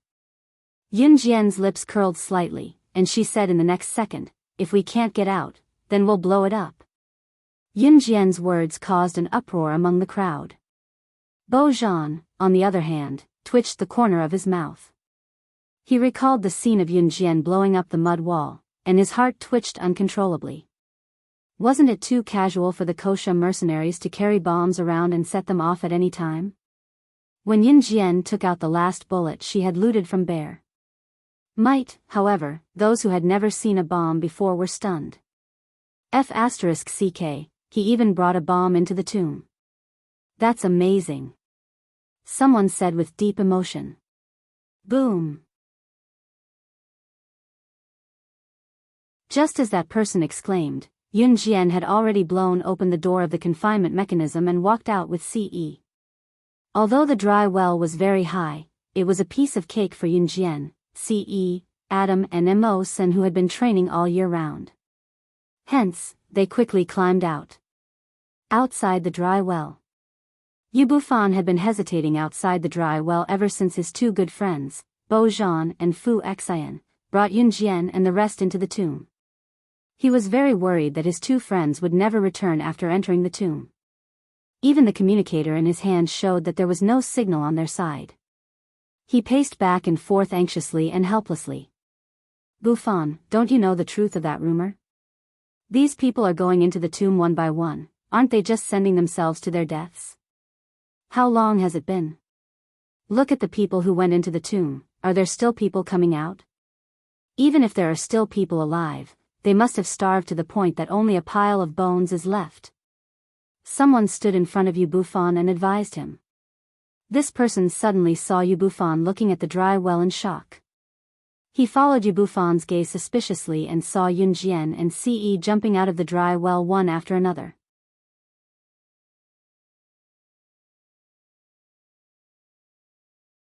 Chapter 226. Yu Bufan's eyes almost popped out of their sockets when he saw Yun Jian jumping out of the dry well so easily. You actually, how did you? The person who had been persuading Yu Bufan earlier was so shocked that his jaw almost dropped to the ground. How could someone who had entered this tomb come back alive? This was different from what the rumors said. Just as this person finished speaking, Adam and Mawson jumped out of the dry well one after another with a plop sound. Both of them were skilled as they stood behind Ce without making a sound after exiting the well. You guys actually came out alive? This is a tomb, ah. The person who had been persuading Yu Bufan earlier pointed at Yun Jian and the rest with a trembling finger. One had to know that the first person to excavate this tomb had already been down for half a year and there were many people who had continued to enter the tomb. But this tomb was like a black hole that no one could return from. No one who had gone down had ever come back up. In the end, all the rumors that this tomb was haunted or evil had spread. This made those who wanted to enter the tomb shrink back. Who didn't cherish their own lives? But what did he see today? Someone had climbed out of the dry well alive? This was simply a world-class miracle. Why? We can't live? Yun Jian raised her eyebrows and smiled at the person, looking relaxed and refreshed. When she knew that Ce had met with an accident, she was really shocked. But now that Ce was fine, her heart was at ease. Yun Jian, have you seen Bo Zhan and Fu Xan? Yu Bufan walked towards Yun Jian with a frown. He was naturally worried about his two good friends. Now that he saw Yun Jian and the rest come out, he couldn't help but ask her with a sigh of relief. Aren't they climbing? Yun Jian turned sideways to let Yu Bufan have a clear view of the dry well. They saw a pair of hands suddenly climbing and grabbing onto the rim of the dry well, then kicking hard. Everyone saw a person suddenly appear in front of them. At this moment, he was struggling to climb out of the well. Once Bo Zhan climbed out of the well, he waved his hand to wipe off his cold sweat. He turned to look at Yun Jian and sighed. Why is this well so high? I can see how easy it was for all of you to get out. If I knew that climbing would be so tiring, should have asked you to ask Bufan to throw a rope down to save us. When Yu Bufan and the other man heard this, they noticed a word. When Bo Zhan said, "we," did that mean that there were quite a number of people still alive? Both of them turned pale with fright. In the end, with Bo Zhan's help, they found a group of people to rescue everyone from the dry well. In the end, when Bo Zhan and the rest were brought up, Bo Zhan merely described Yun Jian's capabilities. In the end, when Bo Zhan went to look for Yun Jian to explain to everyone, Yun Jian and Ce were long gone. At the same time, Bear Mite's group was also present. Yun Jian had already robbed Bear Mite and his men's off-road vehicle and was rushing back to Country Z's airport with Ce and the rest. Bear Mite and his men who were robbed were on the brink of tears, but once they thought of Yun Jian's identity, they could only accept the fact that they were robbed by her. At the airport, Adam and Mawson were sent to work by Ce. Ce, on the other hand, boarded the plane back to Country Z's Longmen City with Yun Jian. What they did not know was that what happened in the catacomb in the coming days would make international headlines.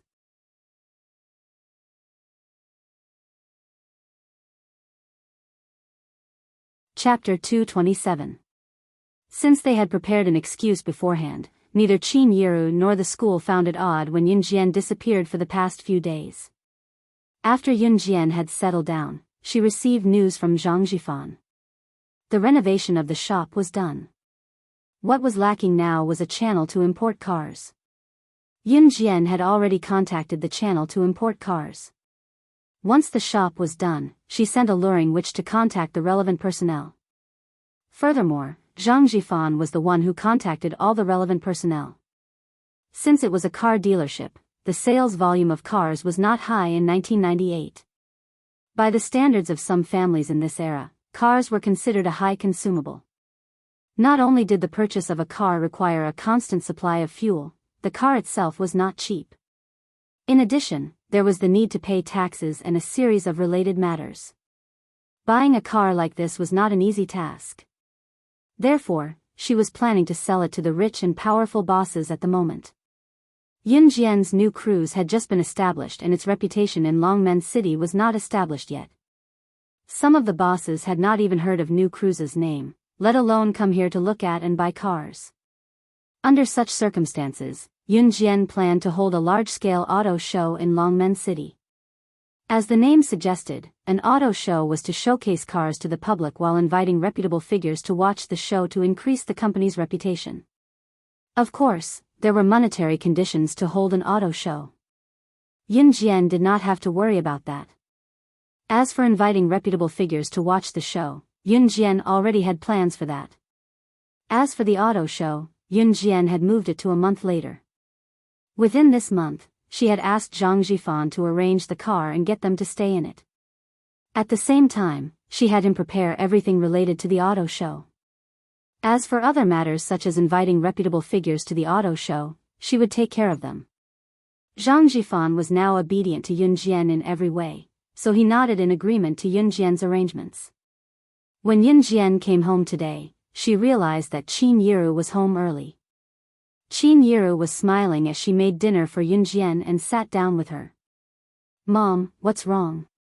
Yunjian asked, curious. Qin Yiru was always the last to come home. Although Qin Yiru's job as a hotel attendant was quite relaxing, she came home late. Today, Qin Yiru came home early, so Yunjian found it odd. "Xiao Jian, I found a better job. It's easy too, there's less work but the pay is high. It's 1,500 yuan a month." Back then, Qin Yiru's monthly income was only a few hundred yuan a month. She was over the moon. Seeing how happy Qin Yiru was, Yunjian was happy as well. Yunjian asked Qin Yiru, "Mom, what's the job?" I'm just a cleaner who cleans the floor but the pay is high. It's not tiring, I just have to clean the entire place in the morning, afternoon, and night. Qin Yiru answered cheerfully. She then continued, "The place I'm working at is the newly established New Cruise in our city. It's a company that sells cars. The boss is doing really well with his business. I heard that he spent more than 10 million yuan to buy this shop."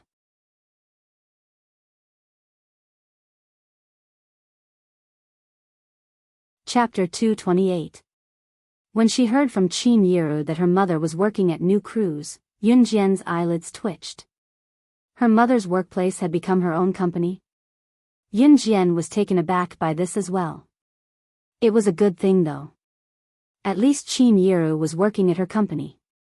It would be convenient for her to give Qin Yiru subsidies in the future. It was legitimate.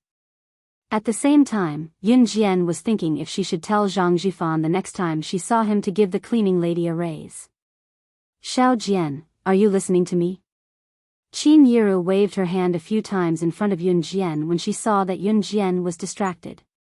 "I'm listening, Mom," Yunjian answered with a smile at Qin Yiru with squinted eyes. Qin Yiru nodded and continued with her thoughts. "Xiao Jian, I just think that we've been bothering your Auntie Dong for too long. I feel bad about it. I've saved some money these days and want to rent a place. Let's move out of here first. When I've saved enough money in the future, I'll come back and visit your Auntie Dong properly," Qin Yiru said. Yunjian understood Qin Yiru right away. Qin Yiru thought that they had been bothering her for too long. It was someone else's house after all, so it was not appropriate. "Mom, I'm fine with it.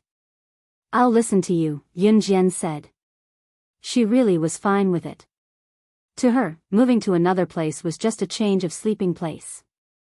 "Xiao Jian, you're not against it?" Qin Yiru was surprised. After all, moving out of the villa meant that their living environment would be much worse than it was now. Qin Yiru was thinking that if Yun Jian did not want to move to a worse environment, she would not move out first. After some time, when he had enough money on hand, he would rent a decent place to rent before moving out. I'll leave it to you, Yun Jian said with a nod. Okay, then tomorrow morning when your Auntie Dong is here, let's talk to her about it, Qin Yiru said. Qin Yiru was really grateful to Dong Wuan. When she was at her lowest, it was her old friend who took her family in. However, now that she had money on hand, she felt that she had disturbed him for too long and should move out. That was all. After all, everyone had a family. Although they were childhood best friends, they were now married. Although Dong Ruan's husband had passed away, she felt that it was inappropriate for her to disturb them for too long. The next day, Dong Wuan rested at home. When Qin Yiru mentioned this to Dong Wuan refused at first. But later, for some reason, he was convinced. At the same time, Dong Wuan also took a few days off to find the most comfortable rental apartment for Qin Yiru. Qin Yiru wanted to look for it herself, but she could not resist her best friend's enthusiasm in the end. Soon, a rental apartment was found. Early in the morning, Qin Yiru brought Yun Jian to move out with bags of various sizes. Yun Jian did not have a lot of things. She only had a backpack and there were not many things in it. Xiao Jian, is everything ready? Qin Yiru asked Yun Jian with bags of various sizes. Dong Wuan had also taken a day off to help Qin Yiru move things. She looked at Yun Jian as well. Everything's ready, Yun Jian answered with a nod.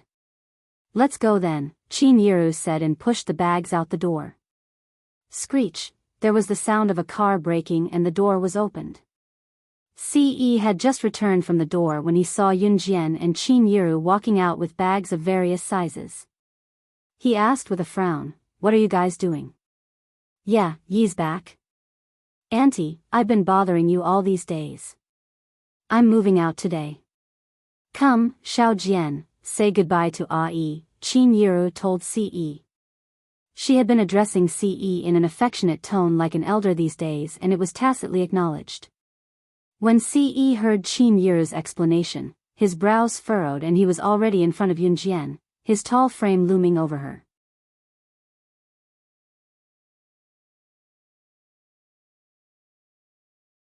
Chapter 229. Both Qin Yiru and Dong Wuan were flabbergasted by Ce's inexplicable action. Yun Jian, who stood in front of Ce, felt her eyelids twitch. Her heart was beating uncontrollably with a thump-thump-thump sound. Yeah, Auntie and Xiao Jian have already found a place outside. We're planning to move in today, Qin Yiru's voice softened as she faced the fuming Ce. Even Qin Yiru herself did not realize it. Why did she not think that Ce's action was odd? To Qin Yiru, she was also someone who had never been involved in love. Qin Yiru had never liked Yun Jian's biological father, Yun Gang. Back then, her family was not doing well and wanted her to marry Yun Gang, so she did. Qin Yiru had never experienced the joy of love, so she found Ce's inexplicable action strange as well. Dong Wuan, on the other hand, was different. She was stunned for a moment before she realized what was going on. Could her nephew have feelings for Yun Jian, interested? Dong Wuan knew that Ce was 19 years old and no woman had ever been able to get close to him. No woman dared to even take a few steps closer to him, let alone get close to him. Ever since Ce's mother, who was also her biological sister, passed away, Dong Wuan had been protective of Ce like a mother. It was because Ce was a child without a mother since he was young, so Dong Wuan had to take care of him. What Dong Wuan was most worried about was Ce's marriage in the future. Her nephew was proficient in everything, and his appearance was so handsome that it was indescribable. It was just that he had never been enlightened when it came to relationships. Therefore, Dong Ruan's heart skipped a beat when she saw the scene. Dong Wuan had her own selfish motives, but it was undeniable that she liked Yun Jian quite a bit. Now that she saw Ce's action, Dong Wuan helped Ce persuade Qin Yiru. Yiru, why are you insisting on moving out with your two children? Stay. Look, even my nephew can't bear for you guys to leave. As she spoke, Dong Ruan held Qin Yiru's hand and patted it. Her voice was soft and weary as she said, Yiru, stay here. Look at me. I'm living alone in this empty villa. It's so lonely. My lover left early and I'm glad that you guys are here these few days. My son goes to school too. I used to face this lonely house after work and it was so disappointing. So, Yiru, stay here.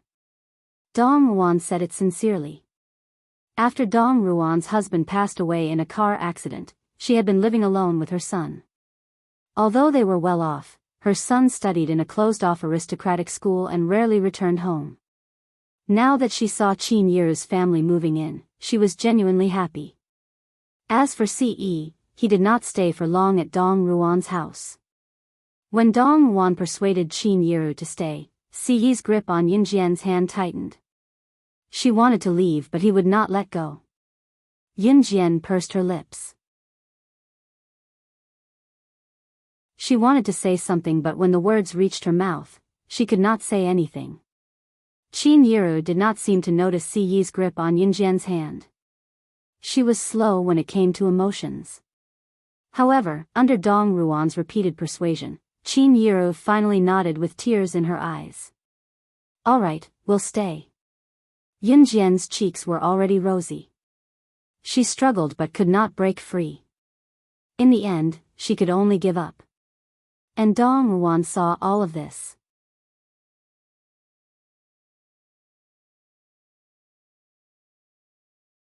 Chapter 230. The moment Ce heard Qin Yiru say that they would be staying, his handsome lips curled into a charming smile without anyone noticing. She was not leaving. Then, he would be able to see her for as long as he stayed here, excluding the few days when Yunjian stayed in school. How nice.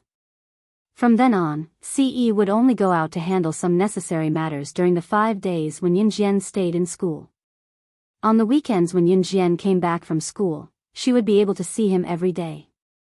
She was extremely surprised by this. Of course, this was all in the future. By the time Dong Ruan helped Qin Yiru move everything back to every corner of the villa, it was already 4:30 p.m. Dong Ruan glanced at Yunjian and Ce before saying to Qin Yiru, Yiru, I don't have to go to work today. Since we're all here, I'll be the host tonight. Let's go to a restaurant together. Dong Ruan was afraid that Qin Yiru would reject her. She could not help but recall the scene back then, so she said to Qin Yiru, Yiru, do you remember when we snuck out of school to eat wontons when we didn't want to go to class in high school? As she spoke, Dong Ruan was really immersed in her memories. She smiled and said bitterly, that wonton shop is still open. Let's go there for dinner tonight. What do you think? Dong Ruan suggested going to a restaurant because she wanted to buy more time for her nephew to spend with Yunjian. However, as she spoke, Dong Ruan could not help but reminisce about the stupid things she and Qin Yiru did back then. The two of them even learned to play truant from school just to eat a bowl of wontons. Qin Yiru had never approved of going to a restaurant. Perhaps it was because she had been through too much hardship that she could not change her habit. However, she more or less missed the place where she and Dong Ruan shared their memories. Okay. Qin Yiru agreed to it at once. The memories from the past were unforgettable. Now, they had grown up, gotten married, and had children. However, the scenery of the past was blurred in his mind. Some things can change at will. For example, Dong Ruan's husband's accident, or Qin Yiru's marriage to Yun Gang was so heartless. But the only thing that made people nostalgic was memories. Alright, then let's go over now. Dong Ruan said with a smile. In fact, there were only 4 people in this group. Dong Ruan's son was studying in an elite school, while Yunjian's brother, Yun-yi, was studying in the school. After all, it was a key high school, and there was a lot of work to be done, so he rarely had time to rest. Dong Ruan's car was a black Audi sports car, which could only seat 2 people. Including Qin Yiru, Yunjian, Ce, and Dong Ruan herself, there were a total of 4 people. This meant that they had to drive 2 cars, and 2 people in 1 car. Yiru, sit in my car. Let's talk about the past. How much I miss those days, Dong Wan said as she pulled Qin Yiru's hand and walked to her Audi sports car. At the same time, she did not forget to reassure Qin Yiru and not to worry about Yunjian. He has a driver's license. He'll drive your Xiao Jian. The two young people will have something to talk about when they're together. Yunjian, who stood at the back, was dumbfounded. She was speechless. After Dong Wan drove away with Qin Yiru, Ce came over. His handsome eyes and lips curled as he told her softly, "Let's go."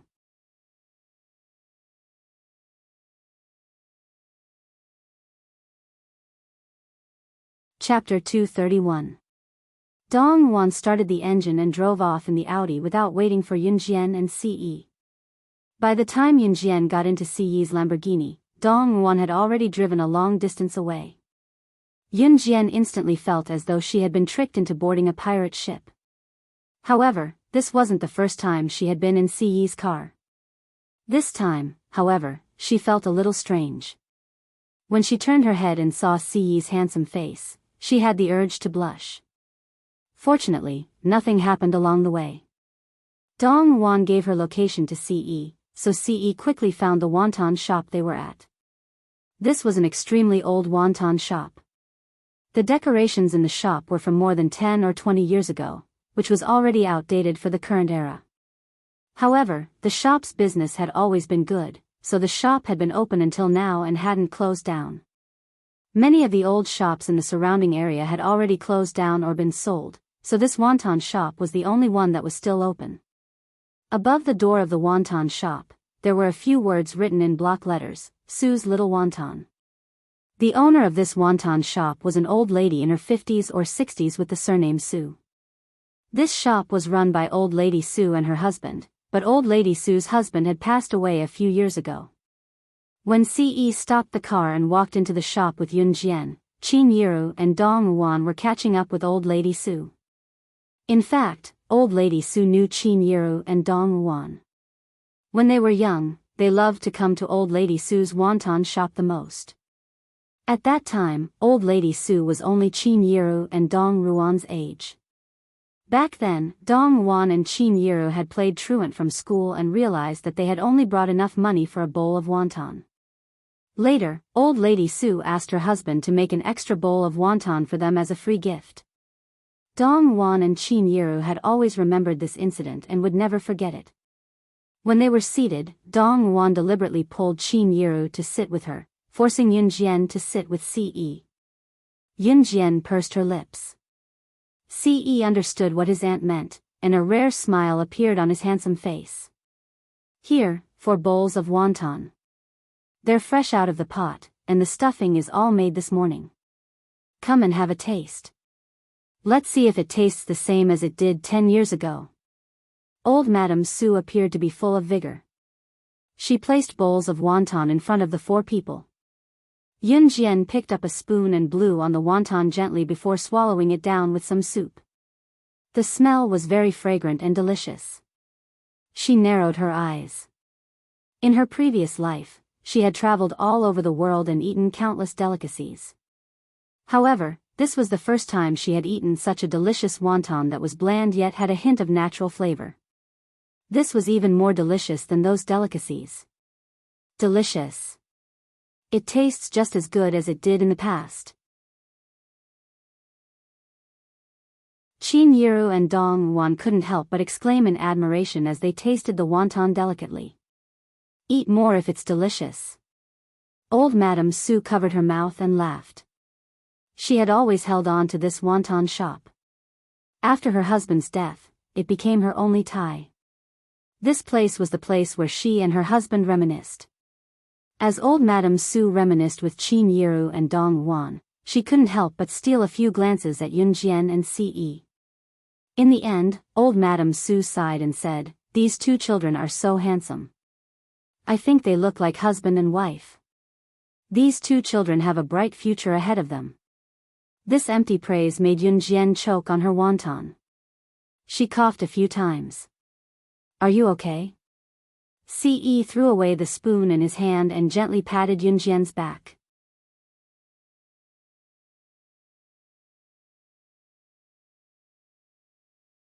Chapter 232.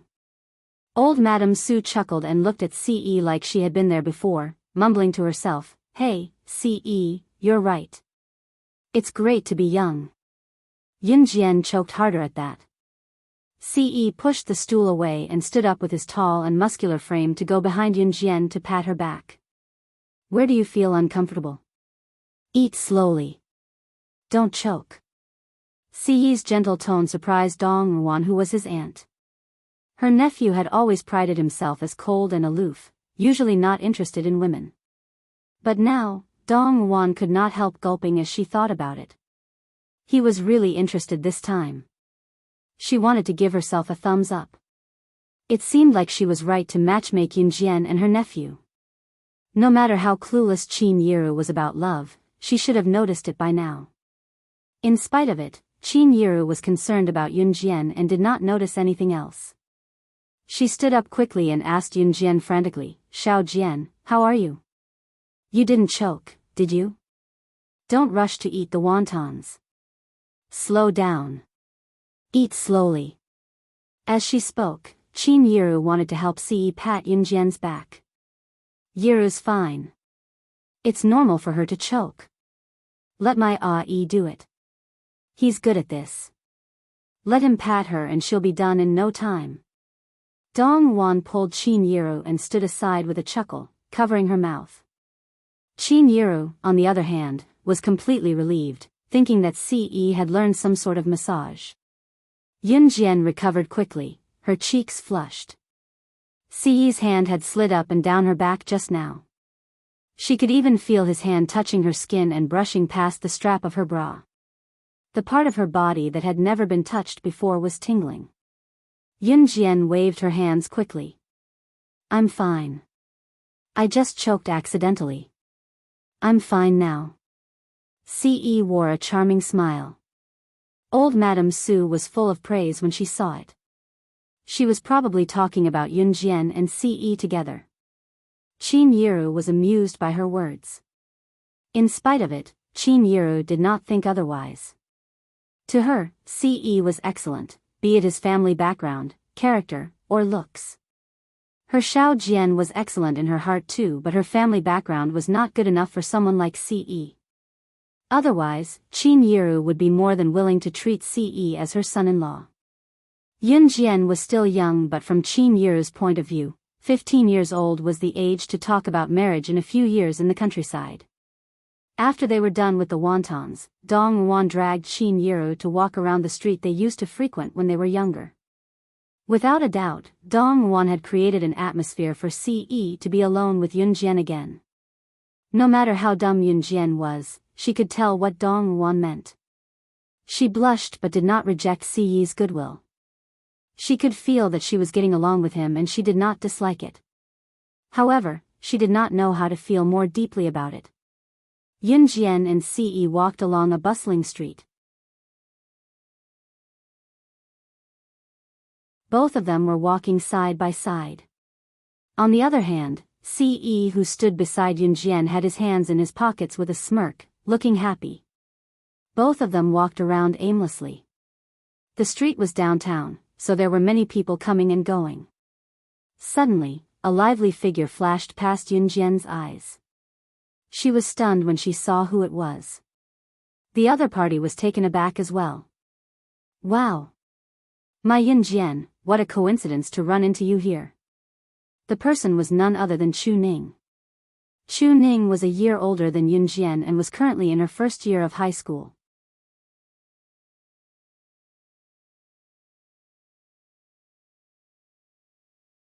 Chapter 233. What a coincidence, Yunjian said to Chu Ning with a squint. She did not dislike Chu Ning. In fact, she quite liked the girl's personality. Chu Ning had a lively personality and was usually carefree. Sometimes, she even gave people the impression that she was careless. However, when it came to serious matters, she would definitely rein in her unruly personality. After spending some time together, Chu Ning had changed from calling Yunjian's name directly to calling her Yunjian or Yunjian, intimately. However, it was undeniable that the addition of the word son did indeed make people feel that the relationship between the two of them was much more intimate. Wow!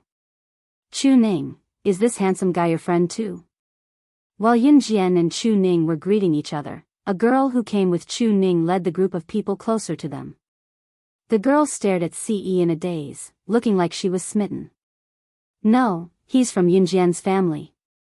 Chu Ning glared at the girl, seemingly unfriendly toward her. The girl was actually Chu Ning's buddy's girlfriend, Xiao Gizi. Chu Ning was quite manly to begin with. Even though she was a girl and looked sweet and lovely on the outside, she was still rather manly. However, Chu Ning had played with a bunch of boys since she was young and addressed them as her buddies. This group of buddies didn't treat her as a girl either. They usually played together and were very happy. Chu Ning was also a carefree person. Even though she was a girl, she was the most skilled in martial arts among her group of buddies.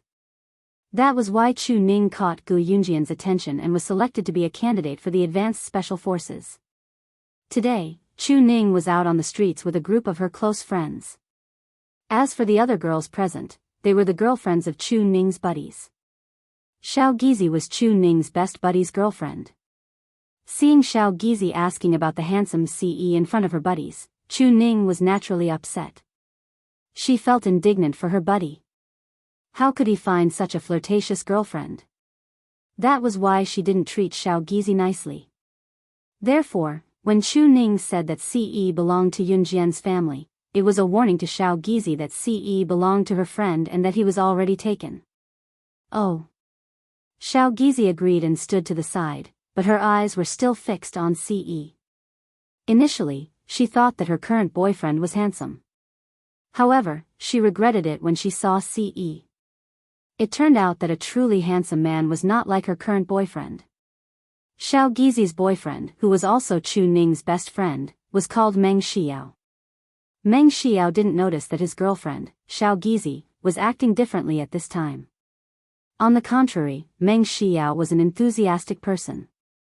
He invited Yunjian and Ce enthusiastically. Since everyone knows each other, why don't we walk together? We're on the same side anyway. Once Meng Xiao said that, Chu Ning nodded vigorously and told Yunjian, yeah, Yunjian, let's walk together, okay? Chu Ning even stuck her tongue out and winked at Yunjian. Yunjian nodded under Chu Ning's hopeful gaze and smiled before turning to Ce. Why don't you go back first? I'll go out for a walk. Old Madame Sue's words kept replaying in her mind the entire way.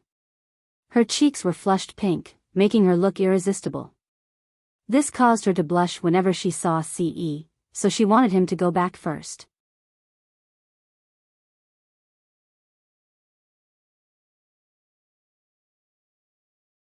Chapter 234. Hee, since you're Xiaoning's friend, you're my friend too. Just bring your boyfriend along. You don't have to be shy. Meng Xiao looked at Yunjian and said to Yunjian with a knowing look. This was because Chu Ning had told Xiao Gizi that Ce belonged to Yunjian's family. This sentence made Meng Xiao immediately think that Yunjian and Ce were a couple. After hearing Meng Xiao's words, Yunjian's rosy cheeks became even redder. However, her facial expression did not change much. He's not my boyfriend, Yunjian clarified. Ce's smile relaxed a little, but he was not angry. Instead, he looked at everyone with his handsome side profile. He continued Yunjian's words, indeed, he's not now. But he'll be soon. Ce's words were very straightforward. It was hard to imagine that someone like him would say such ambiguous words. However, when these words came out of Ce's mouth, it was as simple as asking, have you eaten today? Yunjian's eyelids twitched violently.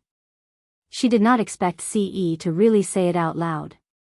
Previously, she had seen Ce's actions towards her, but he had never said anything about it.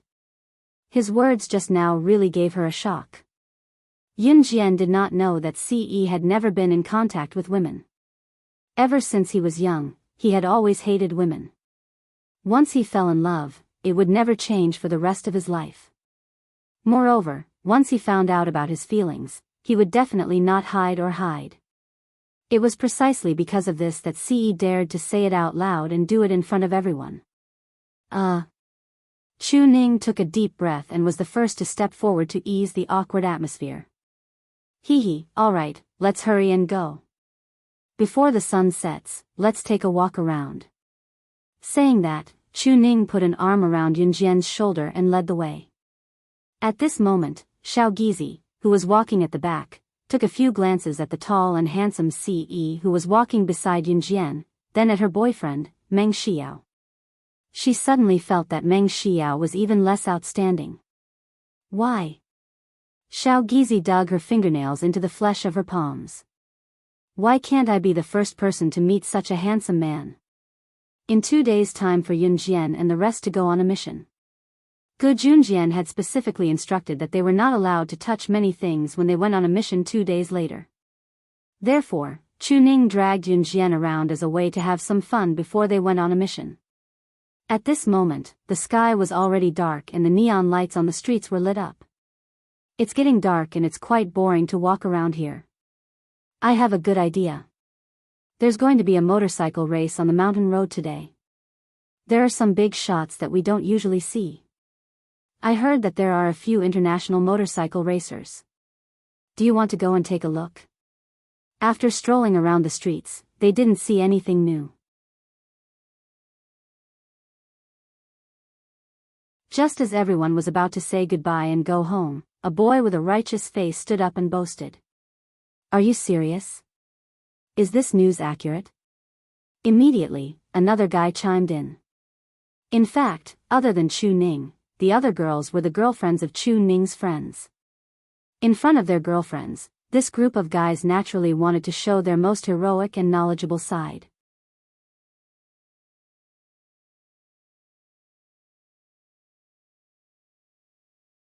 Chapter 235.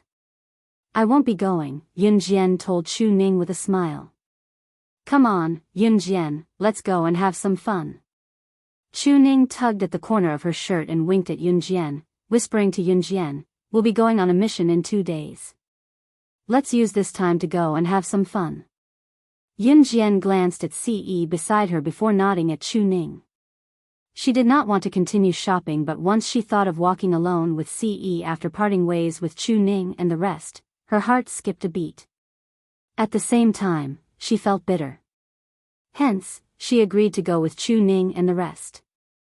As for Ce, he had no objections. His twinkling eyes were trained on Yunjian, his handsome face drawing attention. It was undeniable that there were plenty of eyes on Ce along the way.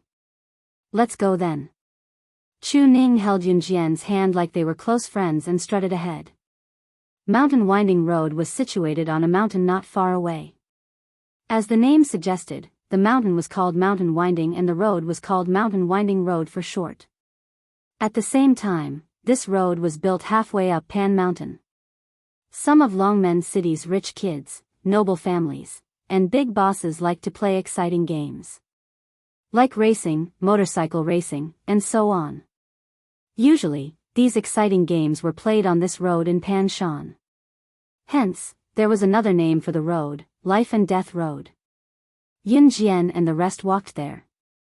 The night breeze was chilly. Ce stood beside Yunjian to block the wind for her. It wasn't a long walk from the shopping area to the winding mountain road. By the time Yunjian and the rest arrived at Mountain Winding Road, some of the spectators were already cheering noisily. Look over there. The righteous guy who suggested for them to watch the motorcycle race shouted excitedly. His name was Situ Dun. Hearing Situ Dun's shout, everyone's gaze shifted to the scene. They saw a man in his mid-20s waving at the crowd with a helmet in his hand. He's the international motorcycle racer, Lin Wei. Lin Wei is the pride of Country Z. He's only 25 this year, but he's already the captain of an international motorcycle racing team. Not only is he good at motorcycle racing, he's a top racer too. Situ Dun pointed at the man who was the center of attention and introduced him to Yunjian and the rest excitedly. Situ Dun's words were tinged with pride as he spoke. The way he boasted made it seem as if Lin Wei was himself. It sounds amazing. A girl couldn't help but look over there with admiration when she heard it. When Situ Dun heard this, he immediately felt proud of himself. The reason he suggested for everyone to come here was to show off that he was knowledgeable. A guy like Situ Dun did not have any other specialties. His only hobby was to study these things. At this moment, Situ Dun raised his head like a little swan. Especially in front of CE, he wanted to show that he was more outstanding. In fact, Situ Dun had always disliked CE ever since he came out. He was not like Meng Xiao, that fool, who would really welcome CE. CE was more outstanding than all of them combined. When he came, all the girls' attention was on him. Situ Dun could not wait to show his best side. He wanted to be better than CE. Situ Dun did not notice that Yun Jian was squinting her eyes at Lin Wei, who was the center of attention.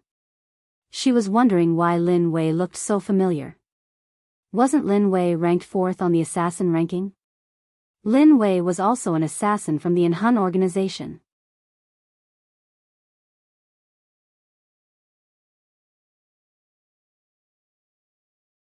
Chapter 236. She turned her head and saw Ce pursing his lips slightly. He felt Yun Jian's gaze and turned to face her. His gentle voice made Yun Jian's heart skip a beat. What's wrong? His magnetic and mellow voice was pleasant to the ears. Nothing. Yun Jian was like a student who was caught red-handed by the teacher. She turned her head and faced Ce from the side. Her cheeks flushed red in the next moment. She already knew that Ce was the leader of an Hun organization. That meant that Lin Wei was undoubtedly his subordinate. Yun Jian knew Lin Wei as well. The reason why she could recognize Lin Wei at first glance was that when she was slaying God in her past life, Lin Wei was her superior who trained her in an Hun organization. Lin Wei was decisive and ruthless when it came to killing. In her previous life, it was under Lin Wei's training that she developed her abilities. Perhaps others did not know that Lin Wei was just an ordinary person on the surface. He was an international motorcycle racer. However, he was secretly the 4th assassin on the international assassin chart. Perhaps others did not know, but Yun Jian knew very well. There were 4 leaders in an Hun organization. The 4 of them were Shuang, Adam, and Mo's senator, and the last person of the 4 was Lin Wei. Lin Wei was also one of the 4 leaders in an Hun organization. At the same time, Lin Wei was the most mysterious of the 4 leaders. Even Yun Jian had to investigate for a long time before she found out that Lin Wei was one of the 4 leaders in an Hun organization. Yun Jian could not deny that Lin Wei was only ranked 4th on the assassin chart. She was personally trained by Lin Wei. Although she had surpassed Lin Wei in her previous life, she knew Lin Wei's abilities well. This seemingly harmless man was actually ranked 2nd on the assassin chart. At this moment, she finally understood that Lin Wei was Ce's subordinate. It's starting, the motorcycle race is starting. Situ Dun suddenly pointed at the set excitedly. He interrupted everyone's thoughts and made everyone look at the set. Yun Jian also looked over, only to see that the burly and strong Lin Wei had already put on his helmet and sat on his motorcycle with one foot on the ground. With the referee's gunshot, the motorcycle rushed out like an arrow. The atmosphere at the scene reached its climax. Situ Dun followed the crowd and shouted, "Lin Wei, come on. Lin Wei will win." His voice was so loud as if he was afraid that others wouldn't know that he was Lin Wei's fan. The result was naturally indisputable, and Lin Wei won. Yun Jian was not surprised at all by this result. After all, she was taught by Lin Wei, so she naturally knew what Lin Wei was capable of. A long time after Lin Wei reached the finish line, the motorcyclists finally caught up and reached the finish line one after another. "Ah, my motorcycle is out of control. Help." At this moment, a black motorcycle rushed out from the circular road and rushed into the boiling crowd. For a moment, the crowd screamed and couldn't dodge in time. Some were even knocked to the side and were sent flying. The motorcycle continued to move forward and finally rushed straight towards the crowd where Yunjian and the others were. Ah! Xiao Gizi was so scared that her face turned pale, and she was the first to scream. Chu Ning's face also turned pale. Although she had been practicing her skills, the motorcycle was very fast, and with the added wind, it was very strong.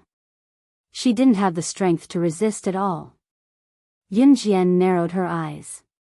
Just as she was about to make a move, a tall figure flashed past her. By the time everyone turned around, the motorcycle had already been kicked to the ground by the tall figure who had flashed out. All the resistance and inertia of the motorcycle suddenly stopped. When the crowd came to their senses, they were extremely shocked. It was Ce. Yunjian was taken aback as well. She knew that Ce was good, but she didn't expect him to be so fast.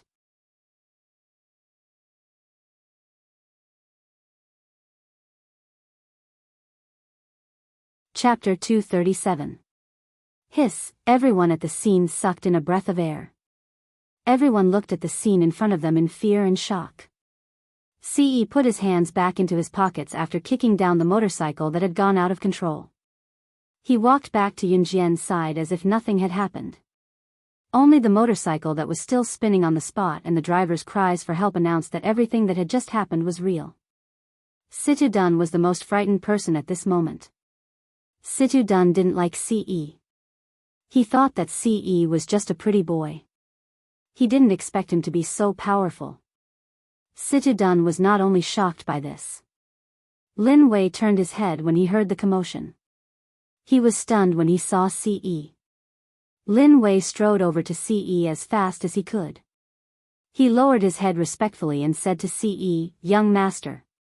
An international motorcycle racer bowed his head to Ce. What did this mean? Everyone's eyelids twitched violently at this moment. Especially Situ Dun. One had to know that Situ Dun had bragged in front of everyone just now because he seemed to know something about Lin Wei. Now, Lin Wei had run over to Ce respectfully. Whenever Situ Dun recalled what he had done, he felt as if he had shot himself in the foot with a brick. He wanted to cry but had no tears. Yes. Ce nodded gently at Lin Wei. He glanced at the motorcycle that had gone out of control and said to Lin Wei, "You know how to deal with this?" "Yes." Lin Wei replied. Yunjian's eyelashes fluttered. Her sharp eyes were also looking at the motorcycle. She also saw the difference. This motorcycle was obviously tampered with. Otherwise, why would it go out of control? Even if it had gone out of control, why would it crash into them alone when there were so many people here? There could not be so many coincidences in the world. It was obvious that someone had done something, and their target was Ce. "Let's go."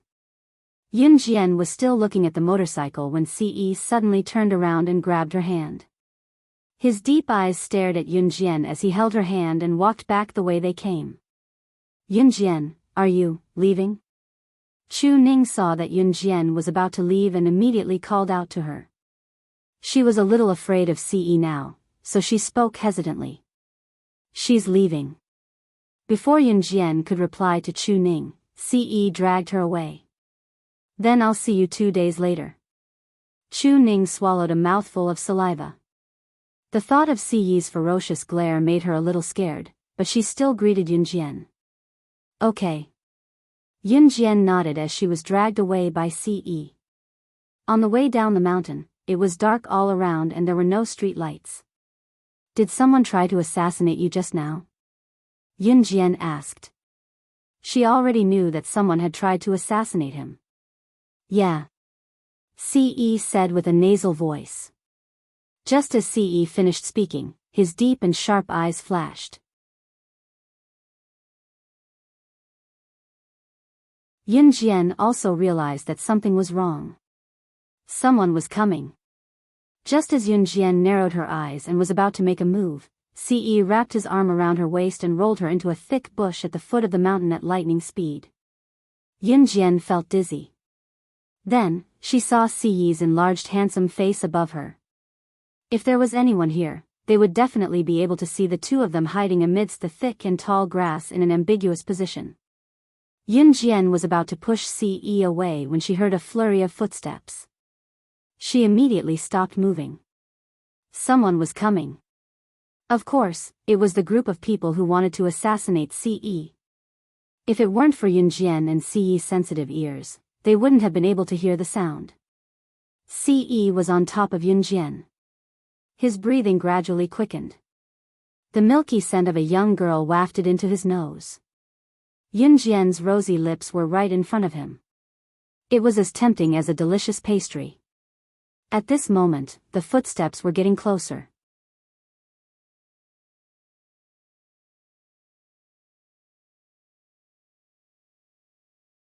Chapter 238.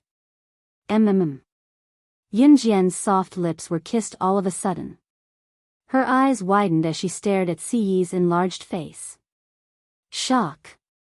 Surprise. Horror. She had lived for 16 to 17 years in her previous life and this life, but she had never been so intimate with a man. Not to mention kissing, she had never even held a man's hand. She had never even held his hand. Ce had actually kissed her. Furthermore, the group of people who wanted to assassinate Ce were still nearby. Of course, it was because the group of people who wanted to assassinate Ce was still nearby that Yun Jian didn't make a sound. Otherwise, she would have pushed Ce away immediately. The price she had to pay for not making a sound was Ce's crazy kisses. Ce had never kissed a woman before. This was his first time kissing a woman, and it was also the first time he had the urge to lock the young lady in front of him tightly under his body. The group of people who wanted to assassinate Ce came closer and closer, but Yun Jian didn't move at all. Ce controlled his strength. He kissed Yun Jian's lips gently, but didn't make a sound that the group of people could hear. Yun Jian's cheeks flushed red. She was holding back her breath from Ce's kiss. But that wasn't the worst part. Yun Jian suddenly felt a warmth in her chest. He even put his hand on her chest. He even pinched it. Yun Jian's beautiful eyes widened, and she reached out to push Ce away. Ce was caught off guard and was pushed away by Yun Jian. At this moment, the group of people who wanted to assassinate Ce had already left. In her previous life, Yun Jian was a secret agent, so she had naturally learned how to seduce people. Some secret agents would even use their bodies to seduce men, and only kill them at the last moment. Of course, Yun Jian had never tried this before. Ever since she had debuted, no one was her match. In other words, she was so powerful that she didn't need to resort to such despicable tricks. It was precisely because she had learned this that Yun Jian understood that those female agents used the moment when a man was at his lowest to kill him. It was obvious that Ce had really fallen for him, which was why he was pushed away by Yun Jian. Yun Jian wiped her red lips, stood up and walked forward. Seeing that Yun Jian was angry, Ce quickly grabbed Yun Jian's wrist and explained, "I didn't do it on purpose." He really didn't do it on purpose. Cough. Touch her breasts. It was just that she was too alluring and he couldn't control himself. Go away. Yun Jian glared at Ce and flung her hands a few times only to realize that she could not shake off his grip. Yun Jian's heart pounded even more violently. It was as if her heart would leap out of her body in the next second. She wanted to cover her heartbeat, but she could only feel it beating rapidly. I didn't do it on purpose. Ce repeated this sentence again. His beautiful eyes had a glimmer of light. He was supposed to be extremely arrogant, but he was willing to lower himself for her sake. His tone even sounded like he was begging for forgiveness. Yun Jian pursed her lips. She suddenly recalled the moment when his lips were on hers. Suddenly, she felt her cheeks burning up. I'm going back. Yun Jian didn't want to argue with him anymore. Okay. Ce revealed a handsome smile. Then, he looked at her with a gentle gaze. He held Yun Jian's hand and walked down the mountain. Yun Jian didn't resist. This was the first time she felt powerless. Her resistance was nothing in front of CE. She was the #1 secret agent on the international secret agent ranking, the strongest boss of the Kosha mercenaries.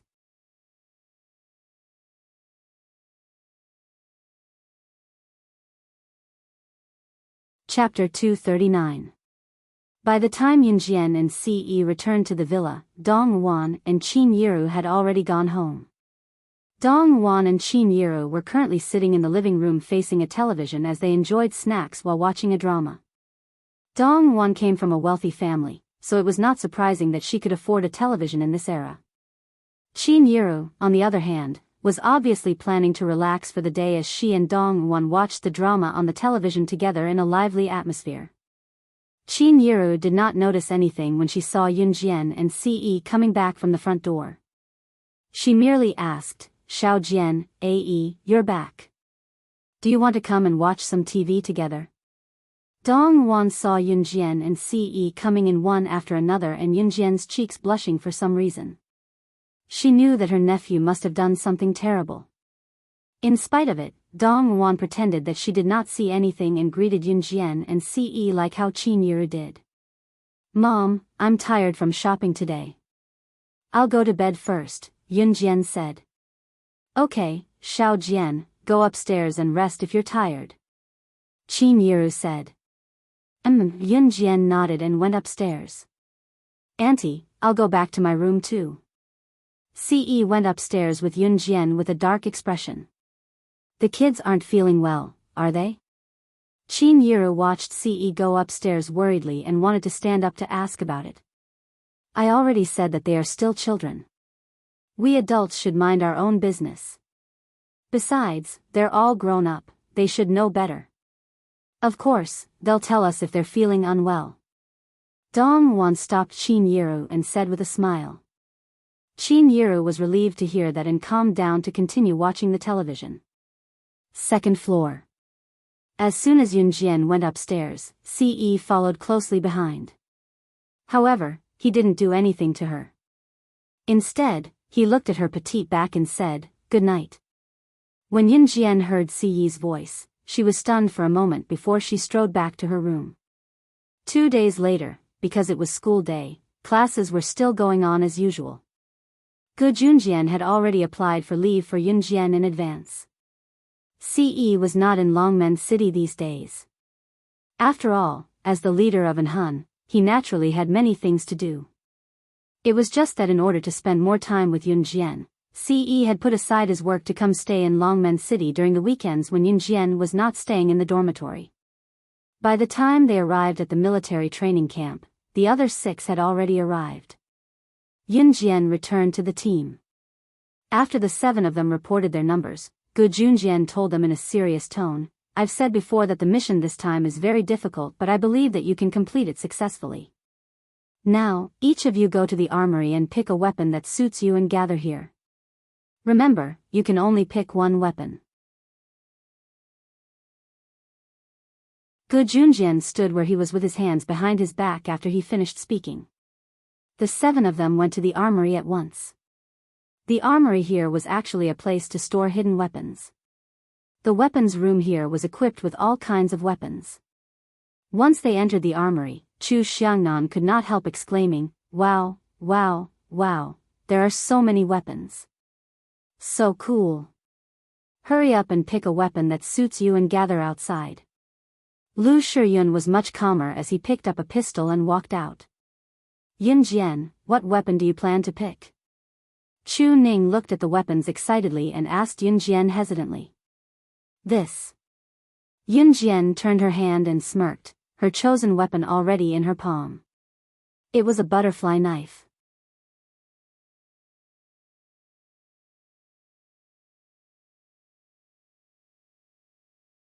Chapter 240. Pfft, she's indeed an ignorant fool. This kind of weapon can be bought anywhere. What's the use of it? Jiang Weiwei was very upset that Yunjian had taken the first place in the cross-country race. She could not help but laugh when she saw that Yunjian was only holding a butterfly knife. "What does it have to do with you what kind of weapon my Yunjian is using? Jiang Weiwei, you should mind your own business." Chu Ning was the first to speak up for Yun Jian when she heard that. Jiang Weiwei's eyes turned fierce. She had looked down on them from the beginning, especially the newcomer Yun Jian. However, this newcomer whom she looked down on actually surpassed her in the cross-country race last time. But so what? She was good at running, but that did not mean that she was good at everything else. Moreover, Jiang Weiwei was born into a military family. She had been training since she was young. Perhaps she had lost to Yun Jian in running. However, that was not necessarily the case in other aspects. It was undeniable that Jiang Weiwei was a competitive person. Chu Ning and Jiang Weiwei looked at each other and did not say anything else. Both of them ignored each other. Yun Jian did not hold it against Jiang Weiwei either. Soon, the group of people chose their weapons and left the armory. Of course, other than Yun Jian, the rest of them chose firearms and other weapons. Most of them chose handguns.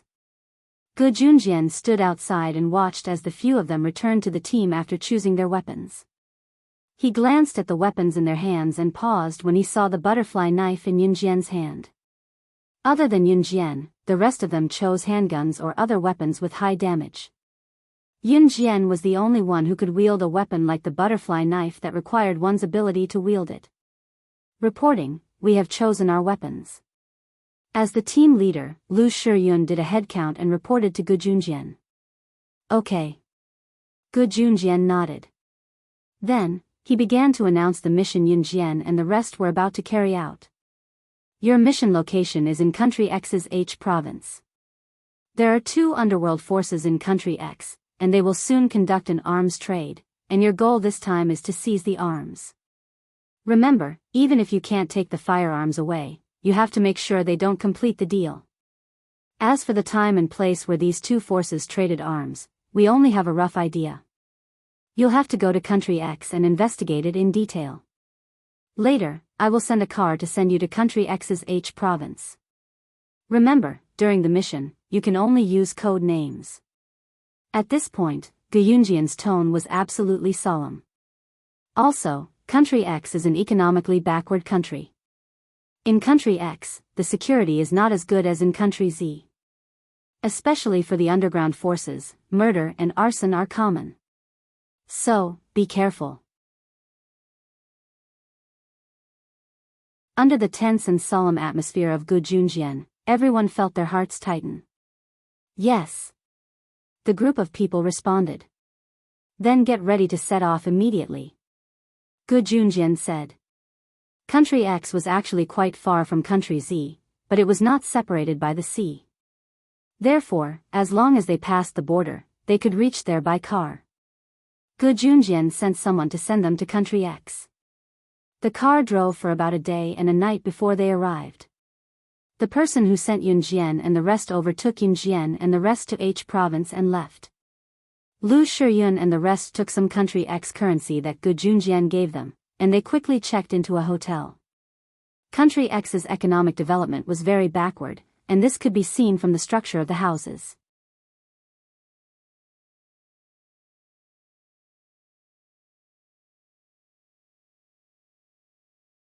Chapter 241. It was nighttime and the sky was completely dark. Yun Jian's group of 7 sat around a round low table that was so old that it looked like it would fall with a push. Captain Lu Shiyun was holding a few sets of information. He distributed them to everyone and scanned them. This set of information is the scope of our target this time, Lu Shiyun said. The rest of them immediately took the information and scanned through it. Yun Jian only took a few glances at the piece of paper. These 2 underworld forces were the overlords of Country X. This time, the arms trade between the 2 forces could be considered an especially important matter in Country X. These 2 underworld forces were called the Flying Sky Gang and the Iron Lock Gang.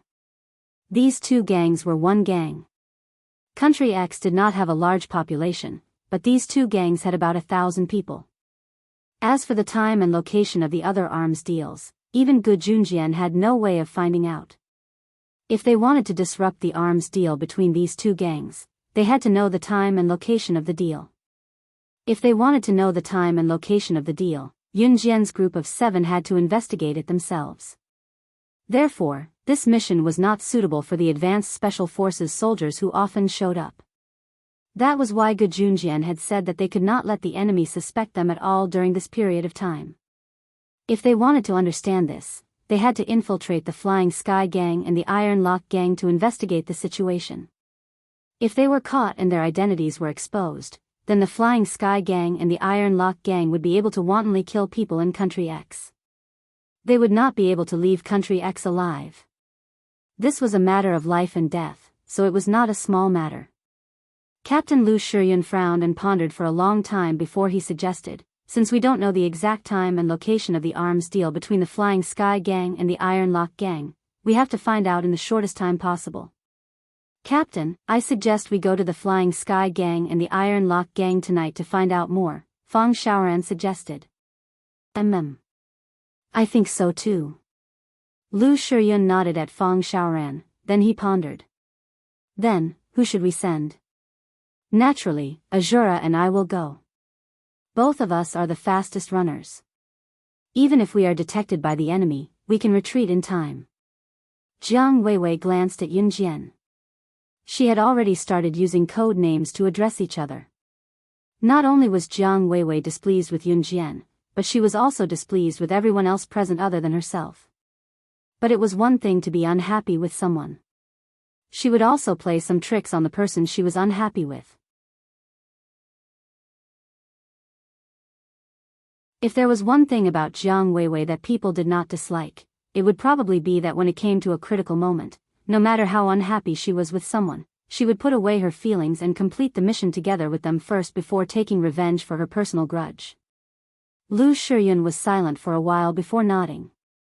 Okay. Then Lu Shiyun turned to look at Yunjian. You don't have any objections, right? I have no objections. Yunjian grinned, revealing 2 rows of white teeth, and agreed. Now? Yunjian asked Lu Shiyun. That's right. You guys get ready. Lu Shiyun stood up.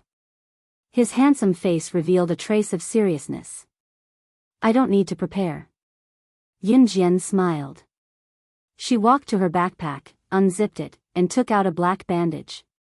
Then she deftly placed the only weapon she had, the butterfly knife, on her waist and tied it tightly with the black bandage. After doing this, she lifted the corner of her shirt and stood up. She could hide a weapon like this? Everyone was stunned and dumbfounded. Especially Jiang Weiwei.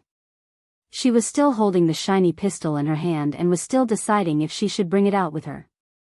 The pistol was big and difficult to hide. Even if it was hidden on the body, it would be easily discovered.